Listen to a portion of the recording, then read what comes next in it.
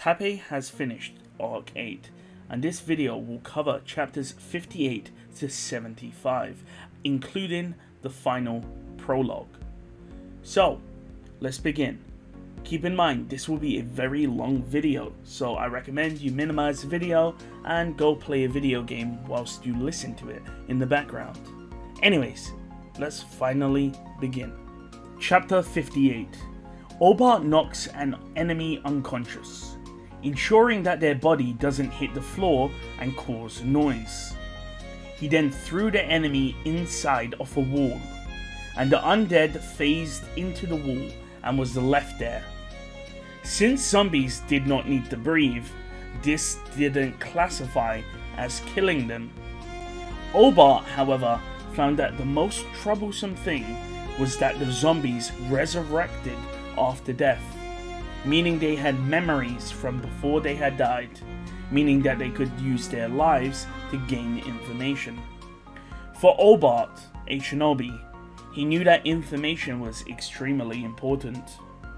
He often would kill messengers or scouts. The zombies had a weak point, known as a core bug. However, killing the core bug would weaken Muspel, as Muspel was of course powering the undead. So Obart ensured he did not kill the zombies, instead opting to attack their pressure points, which still worked. He incapacitated the zombies. He then threw them into the wall. Currently, there was around 50 zombies stuck inside the wall. Obart concealed his presence. He was infiltrating the Crystal Palace. He knew if he was noticed, he would be inflicted with the Curse of Thorns. Obart hated pain. His task was to scout the palace and confirm the layout of the castle. He had other objectives, such as finding the location of the ringleader, the liberation of Meguro, and the location of Cecilus's weapons. Obart once again stopped. He was at a dead end. We see that the royal palace's interior has been changed thoroughly. Obart had an ambition. It was natural for shinobi to disappear into the shadows, to be forgotten by history. However, for Obart, he wanted an inversion of this. He wanted to be remembered for something. With the great disaster looming, he initially planned to take the head of Vincent Valachia to allow his name to be engraved in history. However, if Valachia was to be destroyed, then there would be no point in that. So that's the reason why Obart has to fight against the great disaster. Obart came across a door. This door usually led to the audience chamber.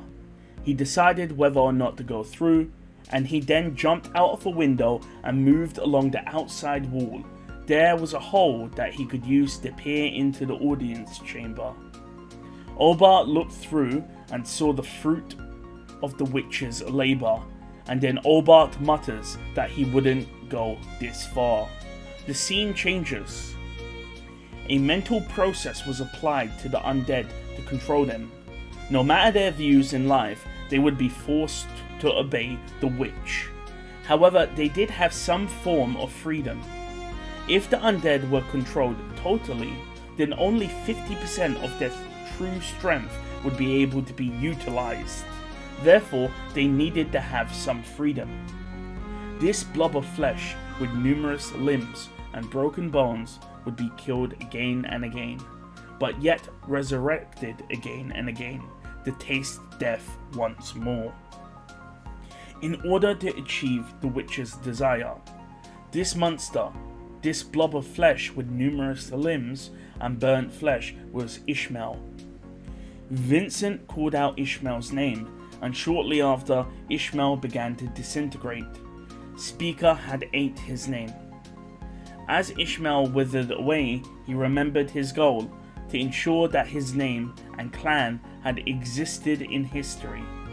Ishmael, looking at Vincent Valachia with his golden eye, says that his wish had been fulfilled, before thanking the Emperor.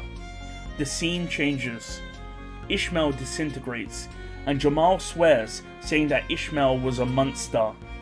Petra states that since Ishmael was consistently revived, his state was probably affected, meaning he probably didn't look like that hulking pound of flesh in reality.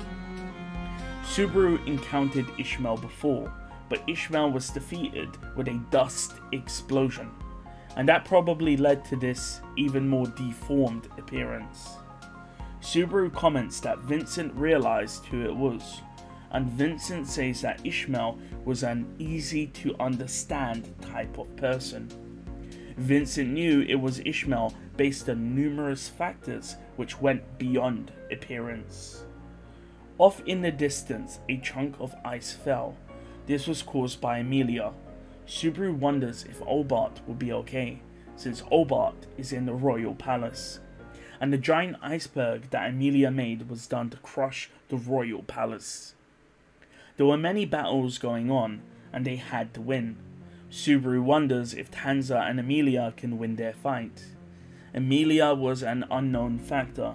Subaru knew that everyone else was in their optimal positions. However, Emilia and Tanza should hopefully work together well. Subaru was shocked that they beat Ishmael without Emilia, and Subaru knew that Jamal was a large reason why they succeeded. Maybe Jamal was leveling up due to the harsh pace of this mission. Vincent asks if Jamal can continue, and Jamal says that he can, and Vincent tells Subaru and the rest to strive higher just like Jamal. Subaru says that they should be able to move on since Halabel should hopefully be finishing up now. Subaru would love to inspect the other battlefields in order to get information. However, he is interrupted. There by Ishmael's remains is Sphinx, who is wondering what happened. Sphinx noticed that the core bug had lost its target, its soul. The main goal was to infiltrate the castle to neutralize Sphinx, but Sphinx was here. And not only that, they had Speaker present. Sphinx realizes that they are using the authority of gluttony to eat names. Subaru is surprised, and he was momentarily distracted.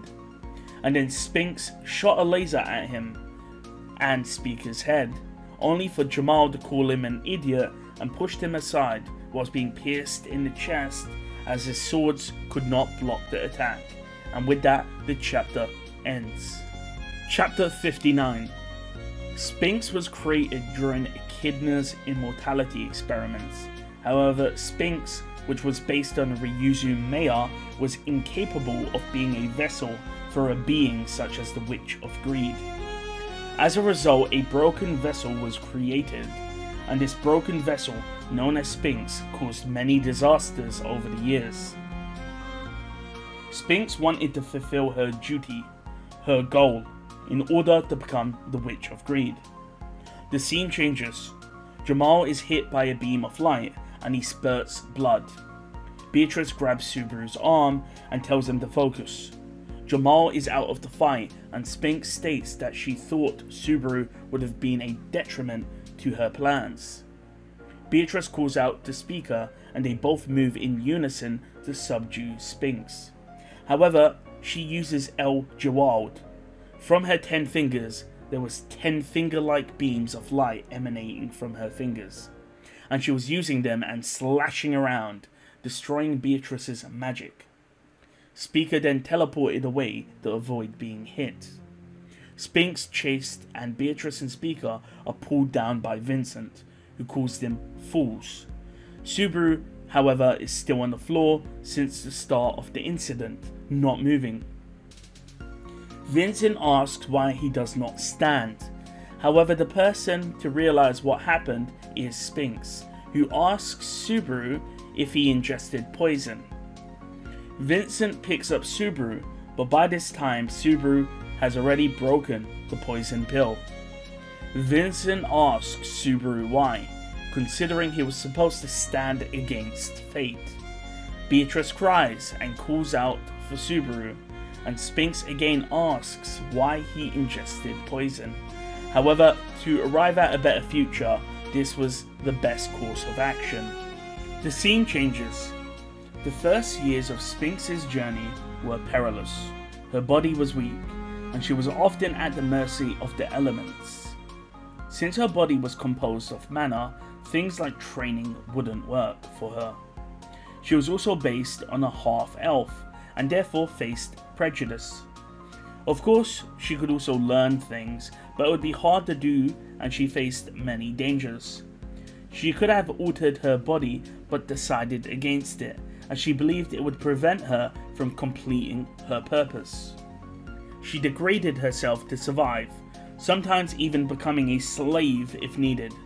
One of her benefits was her perfect memory, which she took advantage of to survive. She then decided to seek protection and live under the protection of others using her strengths. She did this for 150 years. The scene changes. What was the most common form of death for Natsuki Subaru? Subaru would be able to answer confidently: by poison. Excluding the 11 seconds of death, it was definitely poison.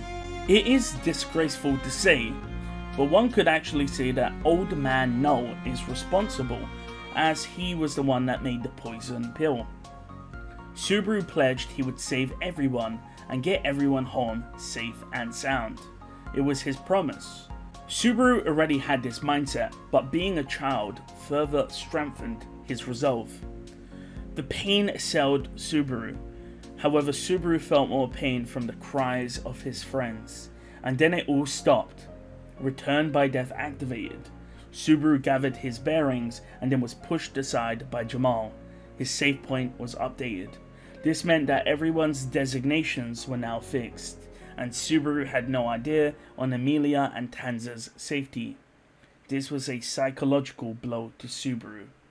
Subaru grabs Beatrice's and Speaker's hands and states he's going to derail Sphinx's plan. The scene changes. Sphinx was now known as a witch, however she lacked the power for that designation. Since her soul and body were not in match, it took her significantly longer to learn basic things. It took her 100 times longer to learn magic than an average person could learn. She had to consistently move since she was a half-elf. However, one day she used magic and a small flame appeared. But she was disappointed. Was this truly the extent of magic for someone who was supposed to succeed the Witch of Greed? The scene changes. Jamal once again gets hit by the laser beam. However, Subaru tells Beatrice to heal Jamal. Speaker is then told to charge Sphinx. Subaru picked up Jamal's sword and flung it at Sphinx, causing her to block it. Subaru had to do this or else Speaker would get sliced by El Jawad. Vincent then pushes Subaru's head down like before and tells him to concentrate. Subaru retorts that no matter the pattern, Vincent always acts the same. Vincent says that Jamal is out of the fight. Subaru doesn't want to admit it, but the chances of Jamal rejoining is close to zero. However, saving Jamal is a different story. Subaru tells Sphinx that she can die despite being undead. Sphinx confirms it due to the authority of gluttony.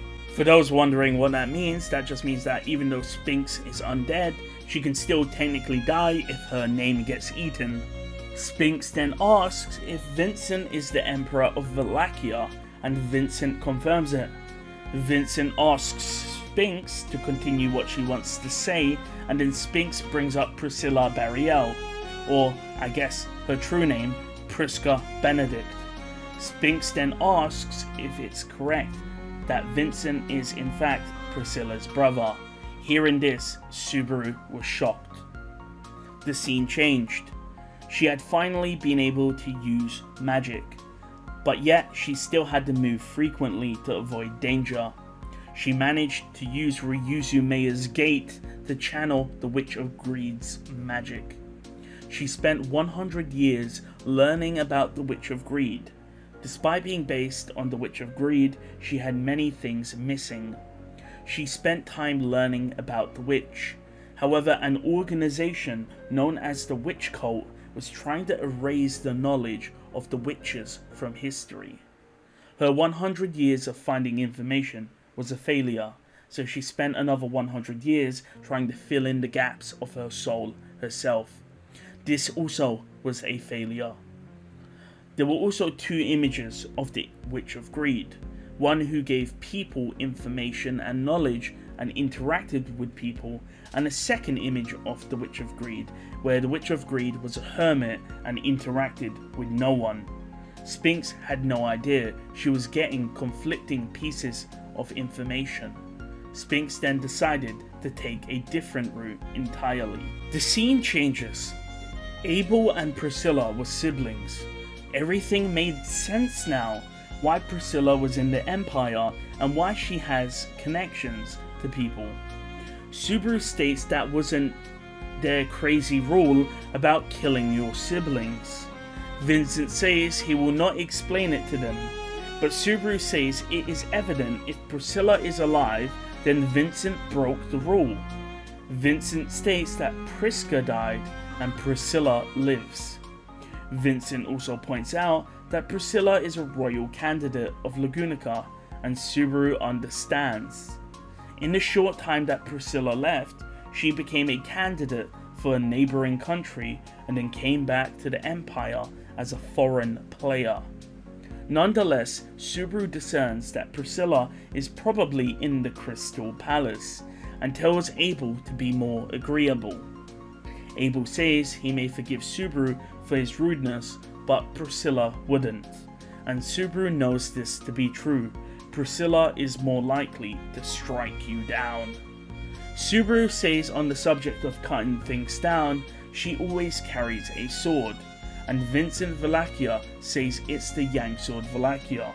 Subaru then realizes that the Yang Sword is only available to those worthy in the Valakian royal family, meaning that when she uses the sword, she is giving away her identity. Subaru then asks, does Vincent have the Yang Sword? However, Vincent remains silent. The scene changes. You idiot, Jamal says.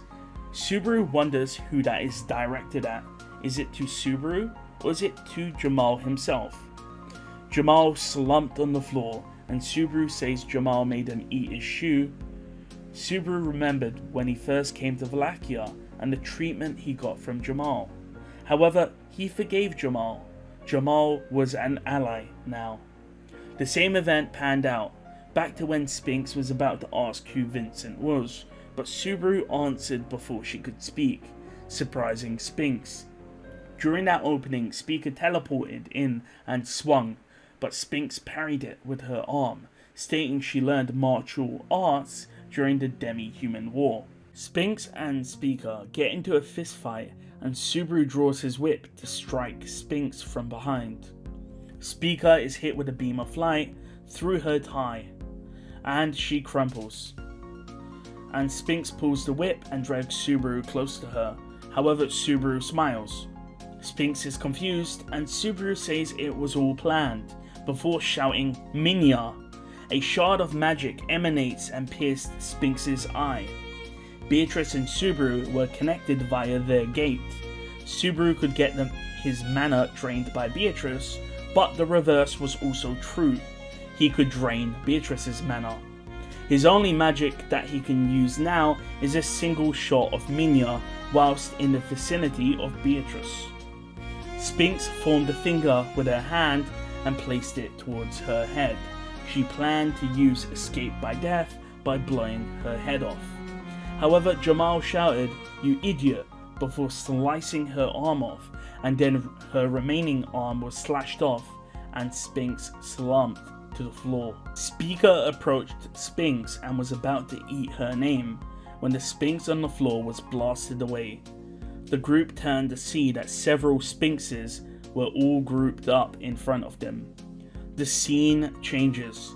The Demi-Human War was great for Sphinx. She introduced herself as a half-elf and was accepted with no further questions. Valga knew that Sphinx was intelligent, and despite his brutish look, he was also smart. so he used Sphinx's intelligence to win many fights. However, she was eventually defeated by the disciple of the Witch of Greed. By the way, for those wondering, Valga is of course Old Man Rom, and the disciple of the Witch of Greed is Roswell's previous self when he was a woman. The scene changes. The Sphinxes hold down Subaru and the group. They pry Subaru's poison pill from his mouth and ask why he has it. Subaru's arms are bound and he's on his knee. Vincent is the only one standing. There were 3 Sphinxes. 1 restrained Subaru, 1 restrained Speaker, and 1 was free. Vincent was injured as he wiped blood from his cheek. He didn't suffer a fatal wound, but this was because the Sphinxes kept him alive. Sphinx praises Lamia as she learned this ability to make clones from her, and then state that Vincent's Yang Sword is an issue. However, the proof of the Empire is of course using the Yang Sword, yet Vincent never once used it. Instead, Priscilla was the one who used the Yang Sword. Sphinx surmises that Vincent cannot therefore use the Yang Sword. Sphinx asks Vincent to come meet Priscilla. Vincent asks why, but Sphinx refuses to answer. Vincent, however, states that he will speak to Priscilla on his own terms. He will do what he wants. Who do you think he is? Sphinx then asked what about in exchange for the lives of Sphinx and Subaru. Subaru's body is pressed down and his elbow snaps. The Sphinxes place their fingers at the back of Speaker and Subaru's head. Vincent says that there is no point in taking hostages. Sphinx says that emotions are difficult to deal with. The Sphinx that was free placed their finger and pointed it at Abel, telling him to not move. During this, Subaru told Speaker to leap. Speaker teleported, taking 1 Sphinx with her, and the Sphinx on Subaru was crystallized into amethyst by Beatrice, who was hiding. What about the Sphinx that was with Speaker? Speaker teleported in front of the Sphinx who fired at Abel, meaning that the Sphinx that shot at Abel actually hit the Sphinx that was pinning Speaker down. In the end, 2 Sphinxes were destroyed. Sphinx knew that Jamal was down for the count and focused on Subaru and the rest. She again made 10 swords of light from her fingers, but she forgot about one person, Vincent Valakia. Vincent then called for the Yang Sword Valakia. Abel leaps off the ground with unprecedented strength and states that the sword will cut who he wants to cut. The light swords Sphinx had burst into flames. It seemed impossible for light to combust, but under the radiance of the Yang Sword, it was possible. Sphinx darted backwards, but a tuft of her hair was cut, leading to her entire body to burn. Subaru said he had some nerve to hide the sword for this long. Vincent, looking at Sphinx's corpse, thanked his friend Chisha Gold, and with that the chapter ends. Chapter 60. Finally stopped moving, Obart says. The abomination in front of him had its face splayed across the floor. It was grotesque. It couldn't even be called an undead anymore, since it was horrific. Obart mutters that tampering with souls reminds him of what happened with Arakia, since she is of course a spirit eater, the only one in the world that was the result of years of experimentation. Obart had an idea of interacting with one's soul to manipulate it. He understood that whoever was behind the undead was bad news. He then states he has no time for betrayal. The scene changes. During the demi-human war, the demi-humans were defeated. Sphinx held no real emotions towards her defeat at the hands of the disciple of the Witch of Greed. She did not care for her life. However, she persisted since logically surviving is the most rational thing to do. She fled after the demi-human war to the basement of the royal castle of Lagunica, and down there she met a person that said, "I have a use for you, you shall serve me well." This corrupt man had a burning ambition. For those wondering, this is of course Priscilla's husband, Leap Bariel. The scene changes. The Yang sword will burn anything to ashes. Sphinx, losing the game of deceit, was burned by the Yang sword. All of the Sphinxes in the battlefield also spontaneously burst into flames. The Yang sword was burning her soul. Even if she created a new body, since the soul was the same, the new body would also burn into flames. Back in the demi-human war, she exhausted all of her avenues and also lost. She was only saved by Leap Bariel, but this time Leap Bariel was no longer around. No one was there to save her. Once again, this would be her end. All of the Sphinxes would blow their heads off, and their new memories would culminate in her soul. However, regardless, her soul would be burned. Sphinx continued to analyze everything, the kingdom, stargazers, the great disasters, and then ... The scene changes. Priscilla's eyes saw the scene in front of her. The Sphinx in front of her burst into flames. Priscilla, understanding this flame was that of the Yang sword Valakia, meaning that she knew Vincent dealt the final blow. Priscilla states that her brother is cunning for keeping that card overturned for such a long time. However, Sphinx was defeated, at least she should have been. Priscilla then asks what she did, and Sphinx says, "Analysis required." The Yang sword cut who it wanted to cut, burned who it wanted to burn. However, if the person in question changed, that would cease to be. The flames stopped, and Priscilla asked who this woman was. The form of the witch that escaped the flames was different to the witch Priscilla knew. The voice then responds, "The Witch of Greed," and with that the chapter ends. Palladio Manesque, one of the princes who took part in the imperial selection. He had allied himself with Lamia Goodwin, and he had nearly cornered Vincent and Prisca. However, he was impeded by Vincent and Prisca's combined efforts, and he was defeated. However, his defeat was not his fault. It was due to Lamia being taken out early, which changed the trajectory for Palladio. "She was all bark and no bite," Palladio says. Lamia had been defeated in life, and now she had been defeated in death. Palladio, with his 3 golden eyes, overlooked the battlefield taking place at the city of Garkla. His duty was to capture the city of Garkla. Palladio was a chosen being, part of the Evil Eye tribe. People feared those in the Evil Eye tribe, and therefore they were chased from the center stage of history. Those in the Evil Eye tribe were also blessed with a divine protection. In ancient times, they guided humanity. Palladio then states, for that reason, he will destroy the empire and rebuild it. Since Prisca had survived, Palladio knows that Vincent broke the rule and he holds contempt towards him. Palladio possessed many talents and he respected the rule of law. That's the reason why he hates Vincent, who let Prisca survive when that was against the rules of the imperial selection. Palladio, if emperor, would have followed the lead of the greatest Valachian emperor, Ugard Valakia. There were stories that Ugard fell in love with a village girl. All of those stories would be burned. Of course, editors note that this is true, that Ugard did in fact fall in love with a village girl. Palladio closed his eye, but the eye on his forehead was opened.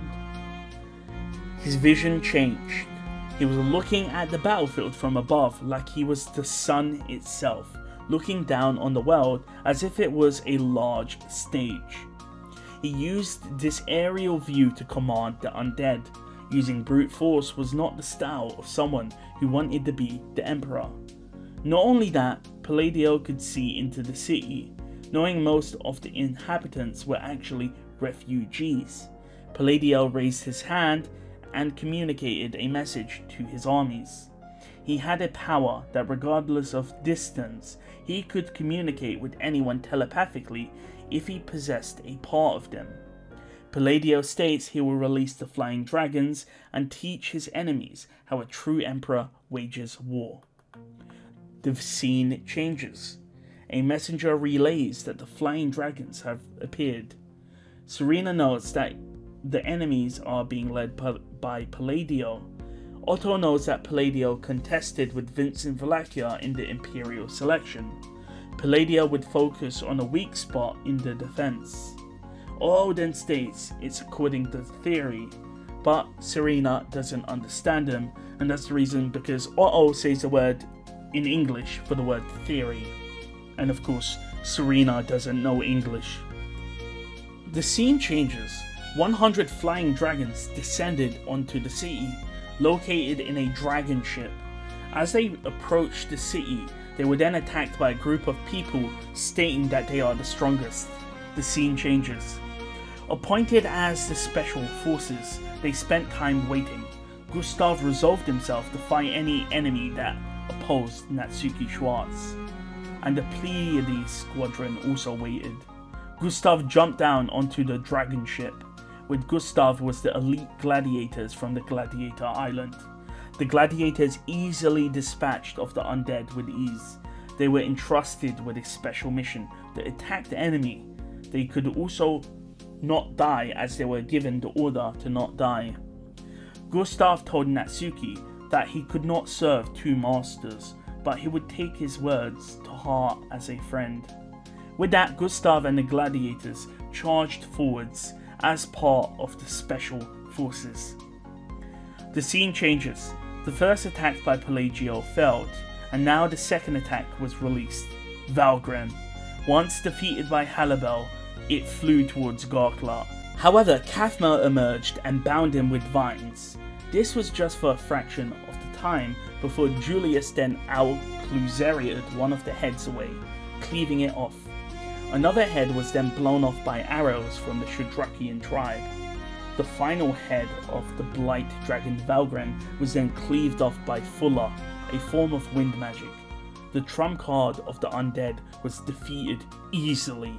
The scene changes. Palladio says that it's impossible. All of his tactics were thwarted. Even the blight dragon Valgren was disposed of with ease. In the past, Vincent outsmarted Palladio and defeated him. The same thing was happening now. Palladio asked for any assistance, and a white-haired woman appeared and said she could do something. She then raised her hand to the sky.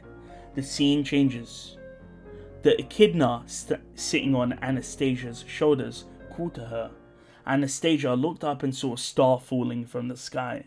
Once the light reaches the city, unspeakable devastation would occur. The scene changes. Palladio laughs and asks who this woman is. She then responds that she is the Witch of Greed. And with that, the chapter ends. Chapter 62. Sphinx's body burned after being slashed by the Yang Sword. Subaru mutters that this is the power of the Yang Sword. In every possibility, Vincent had never once utilized the blade, so his enemies always assumed he did not have it. Vincent asks why Subaru has that expression, and then Subaru says during everything he never used the sword, during the lifeblood ritual, or playing tag with Obart, and so on. And Vincent says, and? Subaru shouts, and realizes his broken elbow is painful. Beatrice rushes over to heal Subaru. Beatrice says words won't affect Abel. He's very similar to Roswell. Vincent then asks if Beatrice can save Jamal, and Beatrice continues to heal Jamal. Speaker is helped up by Subaru, and he pats her on the head. They all did their most to win, albeit Vincent did do the most. Subaru says he won't forget this. Subaru only learned of Vincent's ability to use the Yang Sword in the loop where he was locked in a fight with Sphinx. Subaru explains the situation to Speaker. He tells her that there were two key items that could defeat the zombies, the Yang Sword and Star Eating, which is of course her authority of gluttony. However, they only used Star Eating, and as a result Spinks attacked him due to their progress. Subaru states in the event Star Eating wouldn't work, Speaker then physically points to the Yang Sword, and Subaru says, "That's right." Subaru tells Speaker that Vincent has a pitch black personality, and maybe it's better to destroy Wallachia. Vincent says it's a terrible time to betray him after defeating the enemy. Subaru thinks about Speaker's emotional training, thinking she needs more help and he needs to keep her away from people like Roswell and Otto, as they can be a bad influence. Beatrice calls for Subaru and the rest to make their way to Jamal, who is currently on the floor. Jamal needs time to rest, however his life isn't in danger. Beatrice says she can't do more or else it will use her remaining strength. However, she notes an irregularity in the manner from Subaru. Subaru realizes that since he has been shrunk, there's been an issue with his gait. Or maybe it's because of Corleones with the Pleiades squadron. Jamal was unconscious, and Vincent said he will not carry baggage. Speaker then lifted up Jamal with ease and carried him. Vincent said there's a reason he needs his hands free. As he gestures, an undead appeared, and Beatrice notes that the undead are still here even though Spinks was defeated. Beatrice states they need to destroy the system that is currently in place, and Subaru looks at the Crystal Palace. Vincent says they need to come into contact with Mogoro, who's essentially the Crystal Palace itself. "Golly, you all look like a mess," the man said. Halibel had arrived. In his hand were core bugs, and Halibel said it was from them. All of the undead across the street then collapsed. The fact that he was here meant his job was complete. Subaru then asks Halibel to go to Tanza and Emilia, and Abel interjects, but Subaru says it's part of his performance. Halibel, however, refuses, saying it isn't needed, and Subaru is confused. Halibel says the power of love is mighty. The scene changes. Yorna was on the ground, and before her was Tanza, standing with confidence. Yorna's mind was in turmoil due to all of the events happening. Tanza, who stood before Yorna, was different. She changed. She was pushed and she evolved. She was stronger. Emilia called for Tanza as she used her magic to keep the undead away. Rowan says living folk have limits, and Emilia says he is cheating. Emilia slams the ground, causing ice to hold down the swordsman. Yorna flinched at Emilia's attack, and Tanza was distracted. Rowan then kicked Tanza across the street. Rowan attempted to finish Tanza, but Tanza shouted, and Emilia encased Tanza's heel in ice, which Tanza then used to block Rowan's attack. Tanza then slammed Rowan into the ground. Emilia freezes two more undead, and another undead appears behind Tanza. Emilia moves to protect Tanza. However, Yorna moved first and hugged Tanza, and proceeded to put herself in the way of Rowan's blade to protect Tanza. However, a voice rang out, and the katana strike from Rowan was blocked by a crimson sword. The voice says that her voice and face are lovely. That star is his. Yorna simply responds, "Your Excellency. You guard Wallachia with flesh and skin, the same as that of when he was alive, had a clear will in his eyes." With that, the chapter ends. Chapter 63. For the first time in his life, Ugard resolved himself to taste defeat.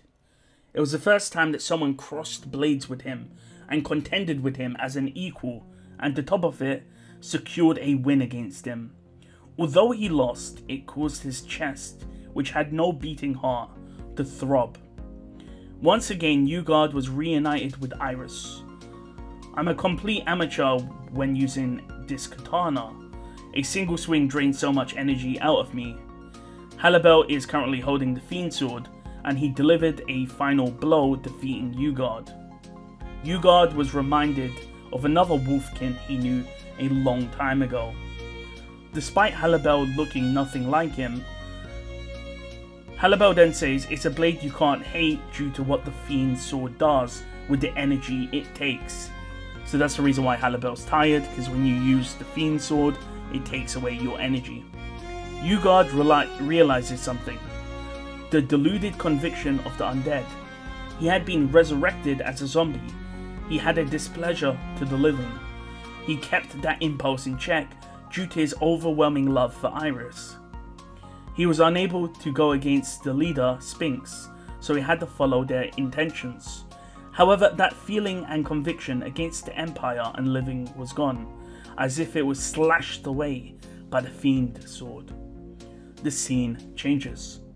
Ugard holds Iris's face with his hand, stating that he only thinks of her. However, Ugard is interrupted by someone, saying it's rude to barge in. Ugard praises the swordsman's ability, but states he wants to spend time with his star. Rowan approached him, and he was kicked away by Tanza, and then smashed with an ice hammer by Emilia. Tanza tells Ugard to get away from Yona and attacks him. Ugard, of course, blocks with the Yang sword and says that he feels Tanza's emotions and will forgive her rudeness. Yona apologizes on Tanza's behalf, and Tanza hugs Yona. Rowan, however, comes back, and Emilia ice hammers him again. Emilia then asks if Ugard is on their side, and he says yes. Emilia says thank goodness, since he looks really strong. Ugard then says to leave it to him. Yona then comments on Ugard's form, and Ugard says he is like the embers that have yet to go out, and until that happens, he will give himself to Yona.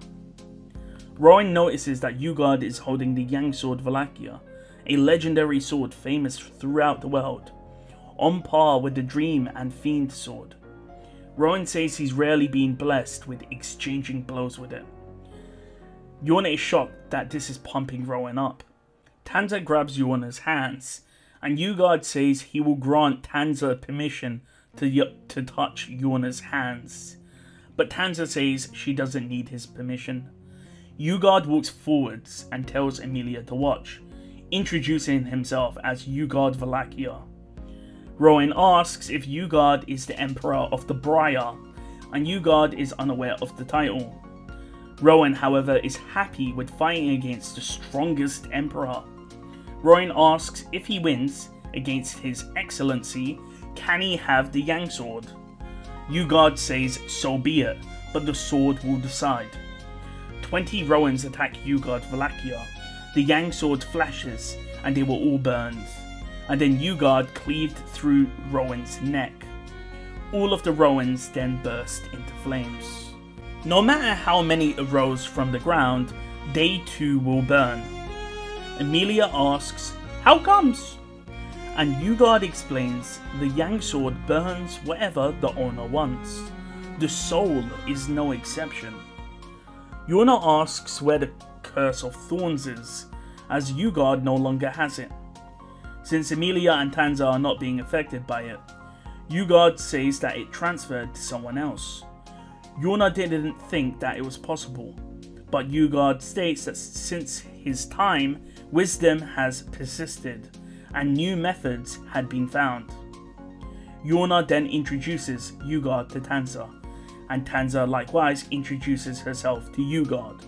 We see that Ugard was entrusted a duty by Groovy, and it was Groovy who released Ugard from the Curse of Thorns. Iris and Ugard then proclaim to be by each other's side. So by the way, for those wondering, that is probably Groovy's role by releasing Ugard from the Curse of Thorns. The scene changes. Rowan burned and burned. The flames continued to burn him throughout everything. Rowan continuously burned due to the Yang sword. He ran from the battlefield. He kept running, dying and rebuilding. Rowan smiled. All he had to do was to reach the heavenly sword. Even if it was just for a second, he didn't care what happened after. A voice rang out. It was a boy holding a girl. it was Cecilis. The chapter ends. Chapter 64. Rowan was unfit to be a father. An ideal father wouldn't slay their own children because he didn't like the way that they were going to grow up. He had no parental love. That's why all of Cecilis' older brothers were slain. Rowan trampled on everything to attain the heavenly sword. Cecilis also had the desire to reach the heavenly sword. It could not be achieved if one took detours. The scene changed. Drawn from the scabbard, the dream sword ran through the sky. The dream sword pierced Arakia. However, she did not die. The sword did not adhere to common sense. Muspel, the being inside Arakia. Cecilis did not know what entity was inside Arakia, and even if Cecilis did know, his action would not have changed. Even if the destruction of Muspel would lead to Valakia's lands to be ravished, Cecilis would still draw the dream sword. After all, it's only natural for the leading actor to save the heroine. The gargantuan power enveloping Arakia stopped, and Cecilis, despite being cut and bruised, caught Arakia. Aldebrand then asks if he's done, and Cecilis says that Al had masterfully controlled his performance, saying that Al would get high points for understanding Cecilis' intentions and Al throwing up the sword to him. Al says he doesn't really care about any of the points. By the way, in English, Al is using points in English. Cecilis confirms that Arakia is not dead. Cecilis then says he has something to do. A blazing flame ran across the battlefield with golden eyes. Cecilis then stood before him. With eyes only for the heavenly sword, Rowan was there. Cecilis says for the first time he doesn't dislike it. The scene changes. Rowan wanted to attain the heavenly sword. For what purpose? Why? The second he touched a blade was the first time he understood his purpose. Even after being a stargazer, he committed himself to the goal. Rowan says his grand moment arrived at last. Rowan's soul was burning. He was moving between life and death. Every time he crumbled apart, he was reformed. Rowan says, "Let's have a," and then Cecilis finishes the sentence. "An honourable duel," Cecilis says. Challenging the heavenly sword, Rowan blazed brightly. The scene changed. We see that Cecilis forced Arakia onto Al when Rowan appeared. Al didn't have a choice in the matter. Rowan and Cecilis charge at each other and clash. Cecilis says he is impressed. Just hours ago, Rowan had not reached this domain, but now that he was an undead, he had bloomed. Just like how there were differences between amateurs and experts, there existed gaps between the first class, super first class, and transcendental beings. Rowan managed to overcome some of these gaps. His mental shell no longer contained them. Cecilis says he likes it. Rowan was of course a bad father, but Cecilis admires the devotion he put into the role he plays. Rowan released his greatest slash, and even Cecilis envisioned death.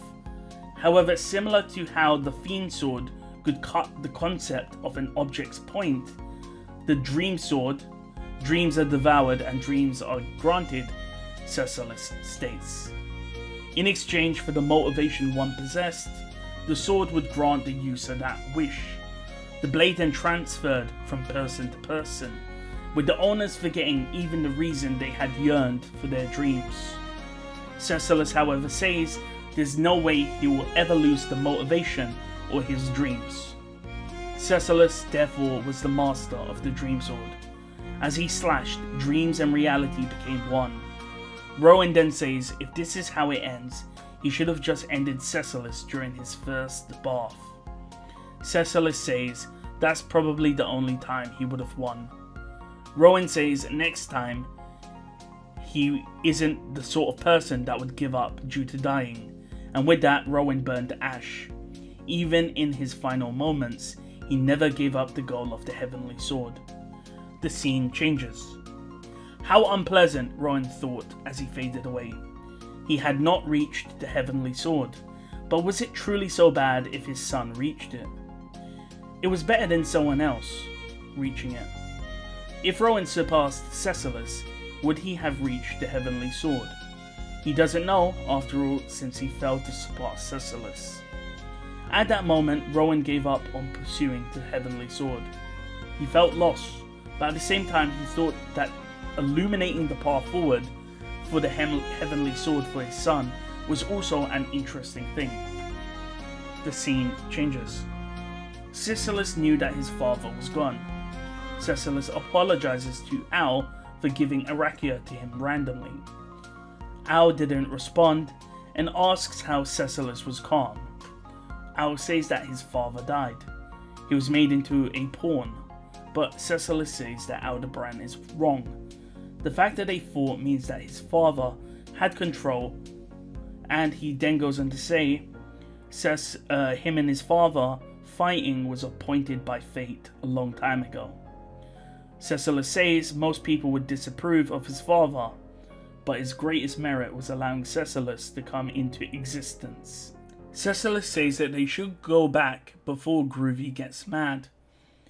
Keep in mind they were also looking for the Fiend's sword, but instead they obtained the Dream Sword. Cecilus says he will clear the way forward, but Al disagrees, saying Cecilus has a strong weapon and he will be fine. Cecilus understands that Al wants to go alone and tells Al to not die in vain. Al says that that's the one thing he will never do. Cecilus thought Al possessed a similar trait to Subaru, something he calls true sight, that allows them to see ahead. Cecilus knows Al will not die in vain. Cecilus then asks if Al had a bad parent and child relationship. This actually strikes a nerve in Al, who denies it. Their conversation is cut short when Spinks asks why they didn't take Arakia's life. Cecilus recognizes that this is the witch he killed. Her appearance has changed, but the inside is the same. However, Cecilus corrects himself, saying that the inside has slightly changed, wondering if it was even possible. Spinks explains that if the soul changes, so does the body. Likewise, if the body changes, so does the soul. And Spinks wonders how Cecilus understood what happened simply by looking at her. Cecilus laughs and says he doesn't even know. Cecilus asks if she is there for revenge, but Spinks says she is here for her objective. Cecilus states that if he is, of course, present, she won't be able to fulfill it. Spinks, however, says that Cecilus cannot kill her. Spinks says that she knows what can kill her, so she won't appear near them, meaning that they can't kill her. Of course, by the way, this means that the only things that can kill Spinks is the Yang Sword and Speaker. During this, Al was silent. Al created a stone weapon using magic, and Spinks stated that she was the Witch of Greed, before Al finished the sentence by shouting, "Echidna," with pure bloodlust. And with that, the chapter ends. Keep in mind, guys, that Spinks looks like Echidna, and Al is reacting to that, which means that Aldebaran must know who Echidna is. Through transformation of the soul, her vessel was reconstructed to the Witch of Greed. Her massive goal, the reason for everything, was for the purpose of her creation. Following the rationale of the Stargazers, it could be called a commandment on Spinks by birth. Whether Lagunica or Wallachia, she would bring countries to ruin to achieve her goal. By flooding the Empire with dead, is that your objective? Priscilla asks. Priscilla is still bound in the palace. Spinks explains that the soul and body are not to be separated. Her purpose was to be the Witch of Greed. However, her vessel could not hold the soul that was inserted. Hence, Spinks was an incomplete version of the Witch of Greed. Every existence followed the rule of vessel and soul being in unison, including spirits. There were some abilities that could tinker with the soul, such as the curse placed on Iris, or Olbart's technique which changed the soul and then caused the vessel to also change shape. However, Sphinx could not utilize either techniques. Therefore, Sphinx used the Great Disaster. Priscilla states that by resurrecting undead, she gained information about the soul, allowing her to reach her objective. Sphinx said the Great Disaster was foretold. All that mattered was that her plan would be sufficient enough to be called a disaster, to which she of course achieved. She faced many challenges, utilizing the sacrament of the Immortal King, utilizing Muspel, gaining information from Lamia and Ishmael. Sphinx says it's ironic that the final ingredient was the Yang Sword itself. Sphinx said everything else, and she would have been defeated. But Priscilla says that she's actually incorrect. Sphinx was still undead despite her change in appearance. Sphinx then asks how she is wrong. Priscilla says that she strived to live, therefore she should recognize that fact. Priscilla was actually praising Sphinx. Unease spread through Sphinx, an emotion that should never have been. Sphinx says that she shouldn't speak with Priscilla. Priscilla then says that she's already chained up and now ignored. Priscilla asks why she's alive. Sphinx says, of course, she won't answer. Then Priscilla says that she will speak. Priscilla explains that being kept alive is for the reason that she can witness the Empire being destroyed, to crush Priscilla's heart. That's because Sphinx actually hates Priscilla. Priscilla was of course correct. The first goal was to recreate the Witch of Greed. The second was to take revenge on Priscilla, and with that the scene changes. Echidna! Al shouts. Al jumped forwards, throwing his weapon. Sphinx asked why Al called her that name and dodged his strike. However, the thrown object, the stone sword, explodes. The shards flew towards the Witch of Greed. Al says he used to be in an environment, and if he couldn't do things like this, he would die. The shards reached Sphinx. However, they were deflected. They couldn't even pierce the layer of air around Sphinx that allowed her to fly. However, using that distraction, Al muttered a spell. The earth beneath his feet became a springboard, launching him up. He grabbed a rock and made a second weapon. He then swung at Sphinx. Sphinx says that ingenuity is good, but he needs skill. Sphinx parried the attack and kicked Al to the floor. Al was confused. Echidna had zero martial arts ability. Al then comes to the conclusion that this was not teacher, not Echidna. So Al refers to Echidna as teacher. Sphinx is surprised and asks Al how he knows of her creator. Al sees it. In Sphinx's eyes, there's no greed. There's a lack of greed. Sphinx realizes that he's refusing to answer, stating she needs to know more info instead of just knowing that he's Priscilla's squire. However, a voice states he's sorry, but it won't be possible. Cecilis appears behind Sphinx, and with the dream sword cuts off her head. Cecilis states that Sphinx said he couldn't kill her, so he hopes he redeemed himself with that. And with that, the space around Sphinx distorted. The scene changes. Sphinx realizes that Al is refusing to answer, but Cecilis apologizes and appears behind Sphinx. But Cecilis says, wait a minute. We see that this time an earth wall has appeared between Sphinx and Cecilis, and Cecilis asks why Aldebrand stopped him. Aldebrand says that he can't let Cecilis attack, or else he will be finished. Sphinx realizes that Aldebrand saw through her trap. Should she be attacked, space would have distorted and blown everyone away. No matter how many layers of stone or earthen walls he erected, Aldebrand would die. Cecilis might have been able to escape, but he couldn't. It took 53 attempts to ascertain that killing Sphinx here was bad. Aldebrand then asks who she is if she isn't Echidna. Sphinx says that she is the Witch of Greed. Cecilis interrupts and gets in between them, stating that Al hasn't met this person, and that she's actually the person behind the great disaster. Sphinx confirms that she is their enemy. Al states that Teacher has gone too far. Sphinx wants to know what Aldebaran knows about her creator. Aldebaran, however, states that she isn't the Witch of Greed, saying that being bestowed a title so easily isn't the norm. However, Sphinx says that she didn't take it easy to reach this stage. Aldebaran tells Sphinx to shut up and die hundreds and hundreds of times, and he reinitializes his thought experiment. The Matrix updated. Al tells Cecilis to hold Arakia tight. Al then states Sphinx is here to kill Arakia, and with that the scene changes. Priscilla says Sphinx's calculations involved Arakia exploding due to being unable to hold in the power of Muspel. Priscilla states her soul marriage technique and Cecilis' sword was beyond Sphinx's calculations. Arakia's death would have been used to torture Priscilla.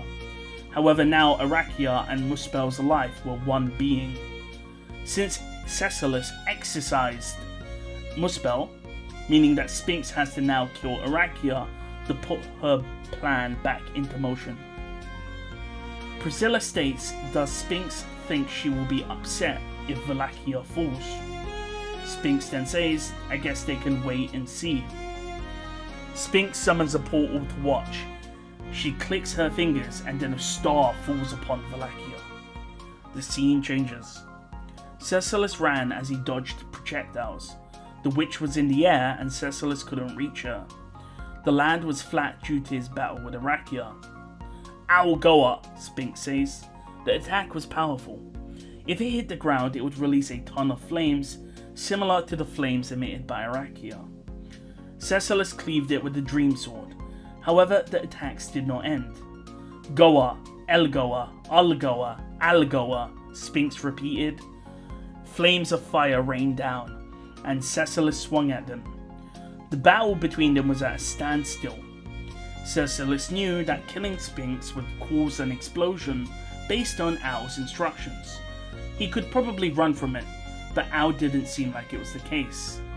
Since Cecilis knew that Aldebaran possessed true sight, like Subaru, he trusted Aldebaran's judgment. Cecilis threw at Arakia, and Owl caught her. Sphinx fired a beam of light at Arakia, however, at the last moment, Aldebaran dodged. Cecilis applauded Owl, and Owl says that if Arakia dies, the Empire will crumble, but Cecilis is confused. By the way, the reason why if Arakia dies is because now Arakia and Muspel are like combined into one. So if Arakia dies, Muspel dies, and then the land of Valakia will become a lot worse. Cecilis now grabs Arakia and runs ahead and tells Sphinx to chase him with her soul. Countless mirrors appear, and Sphinx fires a beam of light at the mirrors, and they reflect and bounce around. He danced and avoided the beams of light.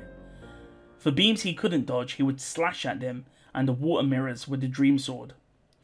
As he slashed the water mirrors, water splashed on him, and then the water froze, taking away Cecilis' body heat. Sphinx says to watch as the world turns against him, but Cecilis says the world is always watching and waiting for his actions. Cecilis burst forwards with heat and motivation. His mana rampaged, and the ice around him on his body evaporated. Cecilis looked up and smiled. Beyond the witch was a star. Al Shario, Sphinx mutters. The Dream Sword vibrated. Slay the star, it spoke. The audience spoke. Slay the star, it said. The soul of Cecilis Sigmund spoke. Slay the star, it spoke. Cecilis laid Arakia on the floor and focused on his objective. He unsheathed the Dream Sword, and the sword siphoned Cecilis' motivation. The witch made a move, but Cecilis focused on the star. If it got close, everyone would be obliterated by the heat and pressure. His battle with his father taught him something: the whereabouts of the soul. The sound of his exhale changed. but who would notice? The Cecilus that could wield the true strength of the Dream Sword was here. Swordsman Cecilus Sigmund, he states, the most powerful man in Wallachia, swung the Dream Sword with the limbs of length for the leading actor. The scene changed. Lightning had cut through starlight. The person watching this had to believe whether or not it was real. No matter how absurd it is, Al states, it was of course true. Cecilus slayed the star. Even Sphinx was wide-eyed just like Al. It was not an easy feat to make a star fall. Even the real Witch of Greed could not make more than one star fall in a day, meaning she could not use it again. Aldebaran charged forwards, and Sphinx moved to defend herself and swat Aldebaran away. Cecilus's threat level was increased, and Al was seen as an obstacle to killing Arakia. But she wasn't aware even a pebble can kill someone who stumbled over it. Al's left arm struck Sphinx's head. Al had created a stone arm, and then Al stated her stars were bad. Al's preparations were complete. As he muttered, Ol Shamak. Her body was suspended. Her mana was prevented from circulating through her gate. Sphinx was solidifying into a crystalline object, similar to what was done to the most dangerous witch in the world. Al collapsed and vomited. His vision went black. He needed time to recover. However, Sphinx says, correction required. Al looked up, but he couldn't see. In the distance, the entire Crystal Palace glowed. The scene changed. The magical crystal cannon of the royal palace was fired. It targeted the witch that was encased, a strategy that would eliminate any enemies and allowing the witch to escape via return by death. However, this was noticed by Cecilus, who drew the Dream Sword. Cecilus got ready to move ahead. However, Al Shamak rang out. The world turned dark, and Cecilus said it was about time the boss showed up, or he would have lost his shine. The boy, Subaru, says, bring it on, oh inevitable fate. And with that, the chapter ends. Well, that was a long chapter, but by the way, just for those that are following along still, Cecilus is back to his normal size. It was sort of hinted at, but he's back at his normal size. And Aldebaran encased Sphinx into a crystalline shell, similar to what happened to Satella and Roy Alphard. And the reason why the magical cannon was aimed at Sphinx, who was encased, was that she would get obliterated, but then she would simply respawn elsewhere, whereas Al and the rest of them would die. But then Subaru shows up and Al Shamaks it away anyway. Chapter 66. Rewinding time to before the star was slain. Halibel says there's not a problem, providing there isn't anyone stronger than him. The only exception is Reinhard, the Sword Saint. For anyone else, it's up to the circumstance. Abel says they are talking for quite some time. Abel was cutting down the undead with the Yang Sword and burning their existence. The Yang Sword greatly increased his power. Vincent tells them to not be disrespectful by making the Emperor do all of the fighting. Subaru tells Vincent to shut up, saying that is his punishment for hiding his trump card. Then the ground trembled. An enemy appeared before them. Vincent states it's the monster arm Rodando. The monster arm Rodando tried to surprise attack them, but was blocked by Halibel's finger, and Halibel states that the enemy is strong. Speaker then proceeds to eat the name of Rodando, and Rodando turns to dust. Subaru thanked Halibel, and Halibel laughed and said he had to make up for it for the sleeping kid, referring to the unconscious Jamal. Petra says that Halibel needs to make it up for Jamal and do more than Jamal, since he is stronger. Halibel says Beatrice is aggressive and states what happens if he dies. The wolfmen would go extinct. However, Subaru says that if anything can kill Halibel, then the world will probably be destroyed. Abel tells them to stop the chit-chat, and they look towards the Crystal Palace, since they finally arrived. It was made of rare and pure magical crystals, according to Beatrice. Spirits were used in the building process. Were spirits sacrificed and then mana condensed to form crystals? That seems to be the case. Beatrice calls it detestable. Beatrice says that she will fight regardless, even if she dislikes the idea that the Empire was sacrificing spirits to get mana crystals. Speaker tries to say Biko, but Beatrice says that only Subaru can call her that. Subaru says it's about Vincent's ancestors who built the castle, that's the issue. Vincent, however, tells Subaru to take a walk and maybe he will see those ancestors strolling around. A figure popped up at the entrance, trying to stop them from entering. Halibel reckons these enemies are the elites. Subaru then asks where they should head in the castle. Vincent says the stone, referring to Muspel. Vincent suggests the core of the castle, which is Mogoro, is the nucleus, and that is probably where Priscilla is located. Or perhaps the dungeon next to it. And of course Subaru is wondering if the dungeon is where Priscilla is being kept. Subaru says he knows of his relationship to Priscilla, and Vincent may be worried about her, but he doesn't need to say it. Vincent of course denies it, and Subaru calls him a siscon, saying he won't let Priscilla die. He also wanted to save Priscilla, sometimes just to see the look on her face. Beatrice says that Priscilla will probably say something like, "You're late," or "You did a good deed." Subaru agrees but says he wants to save her and confirm if she does say that. Vincent says he can do as he pleases.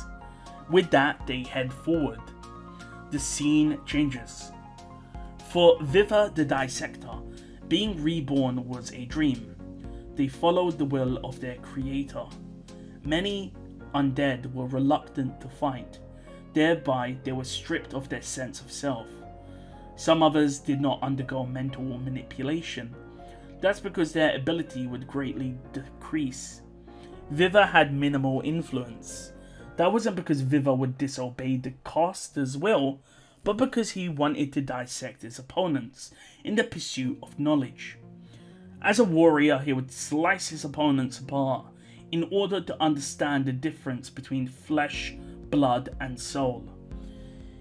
He dissected many lives, old, young, male, female, yet he failed to grasp what the soul was in his lifetime. However, since he was revived by a witch who was manipulating souls, he gained an understanding of the soul.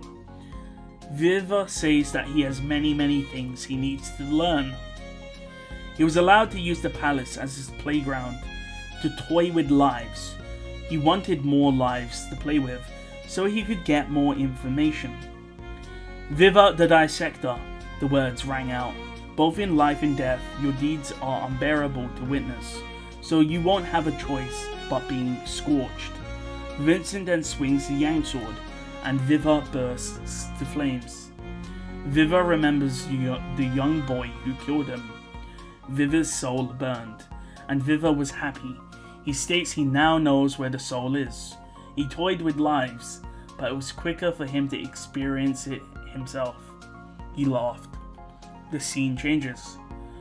The opposition they faced was fierce. Viva the Dissector was scorched by the Yang sword. Halibel says it's scary, but he understands why the Emperor did it. Halibel is facing against undead with long limbs, but of course they're no match for him. Halibel says to not push themselves too hard, since the undead looks weird, so their names are going to be harder to guess. Halibel also says he doesn't want the kids to do the fighting. At this point there's 4 Halibels all talking. The clone jutsu allowed Halibel to replicate himself, and the clones had all the same abilities and strength as the original. Beatrice thanks that Halibel is on their side. Beatrice and Halibel held the enemy back. Those Vincent could name were defeated by Star Eating, and those he couldn't were vanquished with the Yang Sword. Subaru was about to say something, but he was stopped. The castle glowed, and Vincent stated that the magical crystal cannon has been activated. The magical crystal cannon was an anti-army weapon. Subaru asks if they are the target, but Vincent says that they aren't, as it's reckless to fire at them when they're right next to the castle. Subaru would have preferred if he was the target. If they were wiped out, it didn't really matter, he could simply save them. But if the target was his allies elsewhere, he might not be able to prevent any deaths. Beatrice says stopping it from being fired is impossible. Subaru then asks if Beatrice wants to do something reckless. The scene changed. Vincent swung the Yang Sword surrounding the palace square in flames, saying that leaving the Emperor to fight alone is blasphemous. Halibel retreated from the palace ground at super speed. We see Halibel jump into the air, and another Halibel was then used as a foothold to further launch Halibel into the sky. Another 2 Halibels were also up in the air, and further launched Halibel into the sky. Halibel then asks if they can manage, and Subaru says he can. Halibel used his clones to gain distance and height. Subaru, Speaker, and Beatrice were all being carried by Halibel, and they were flung towards where the cannon was aimed at. They were still a bit of a distance away, and then Speaker teleported multiple times closer to where the direction of the cannon was aiming. Beatrice casted Marak to make them lighter, and then Speaker kicked them further before falling down. Subaru says that he loves Biko, and Beatrice says it goes without saying. As the cannon fired, Beatrice casted Al-Shamak. A void appeared and swallowed the blast, and with that, the chapter ends. Chapter 67. Taking in Muspel, Arakia placed her life or death on the same scale as the survival of the Empire. The combination of the soul marriage technique and the dream sword brought a situation that thwarted Sphinx's plan. Her first goal was to reconstruct the soul of the Witch of Greed, which she achieved. Shortly, Sphinx's existence would be erased and overtaken by her creator. Until then, she would take revenge on Priscilla. Sphinx says that the magical crystal cannon was stopped. Sphinx watches a mirror showing a boy and girl stop the magical cannon. The spirit in the shape of the girl used this technique before, but to use the same ability a few days later in a short time made no sense.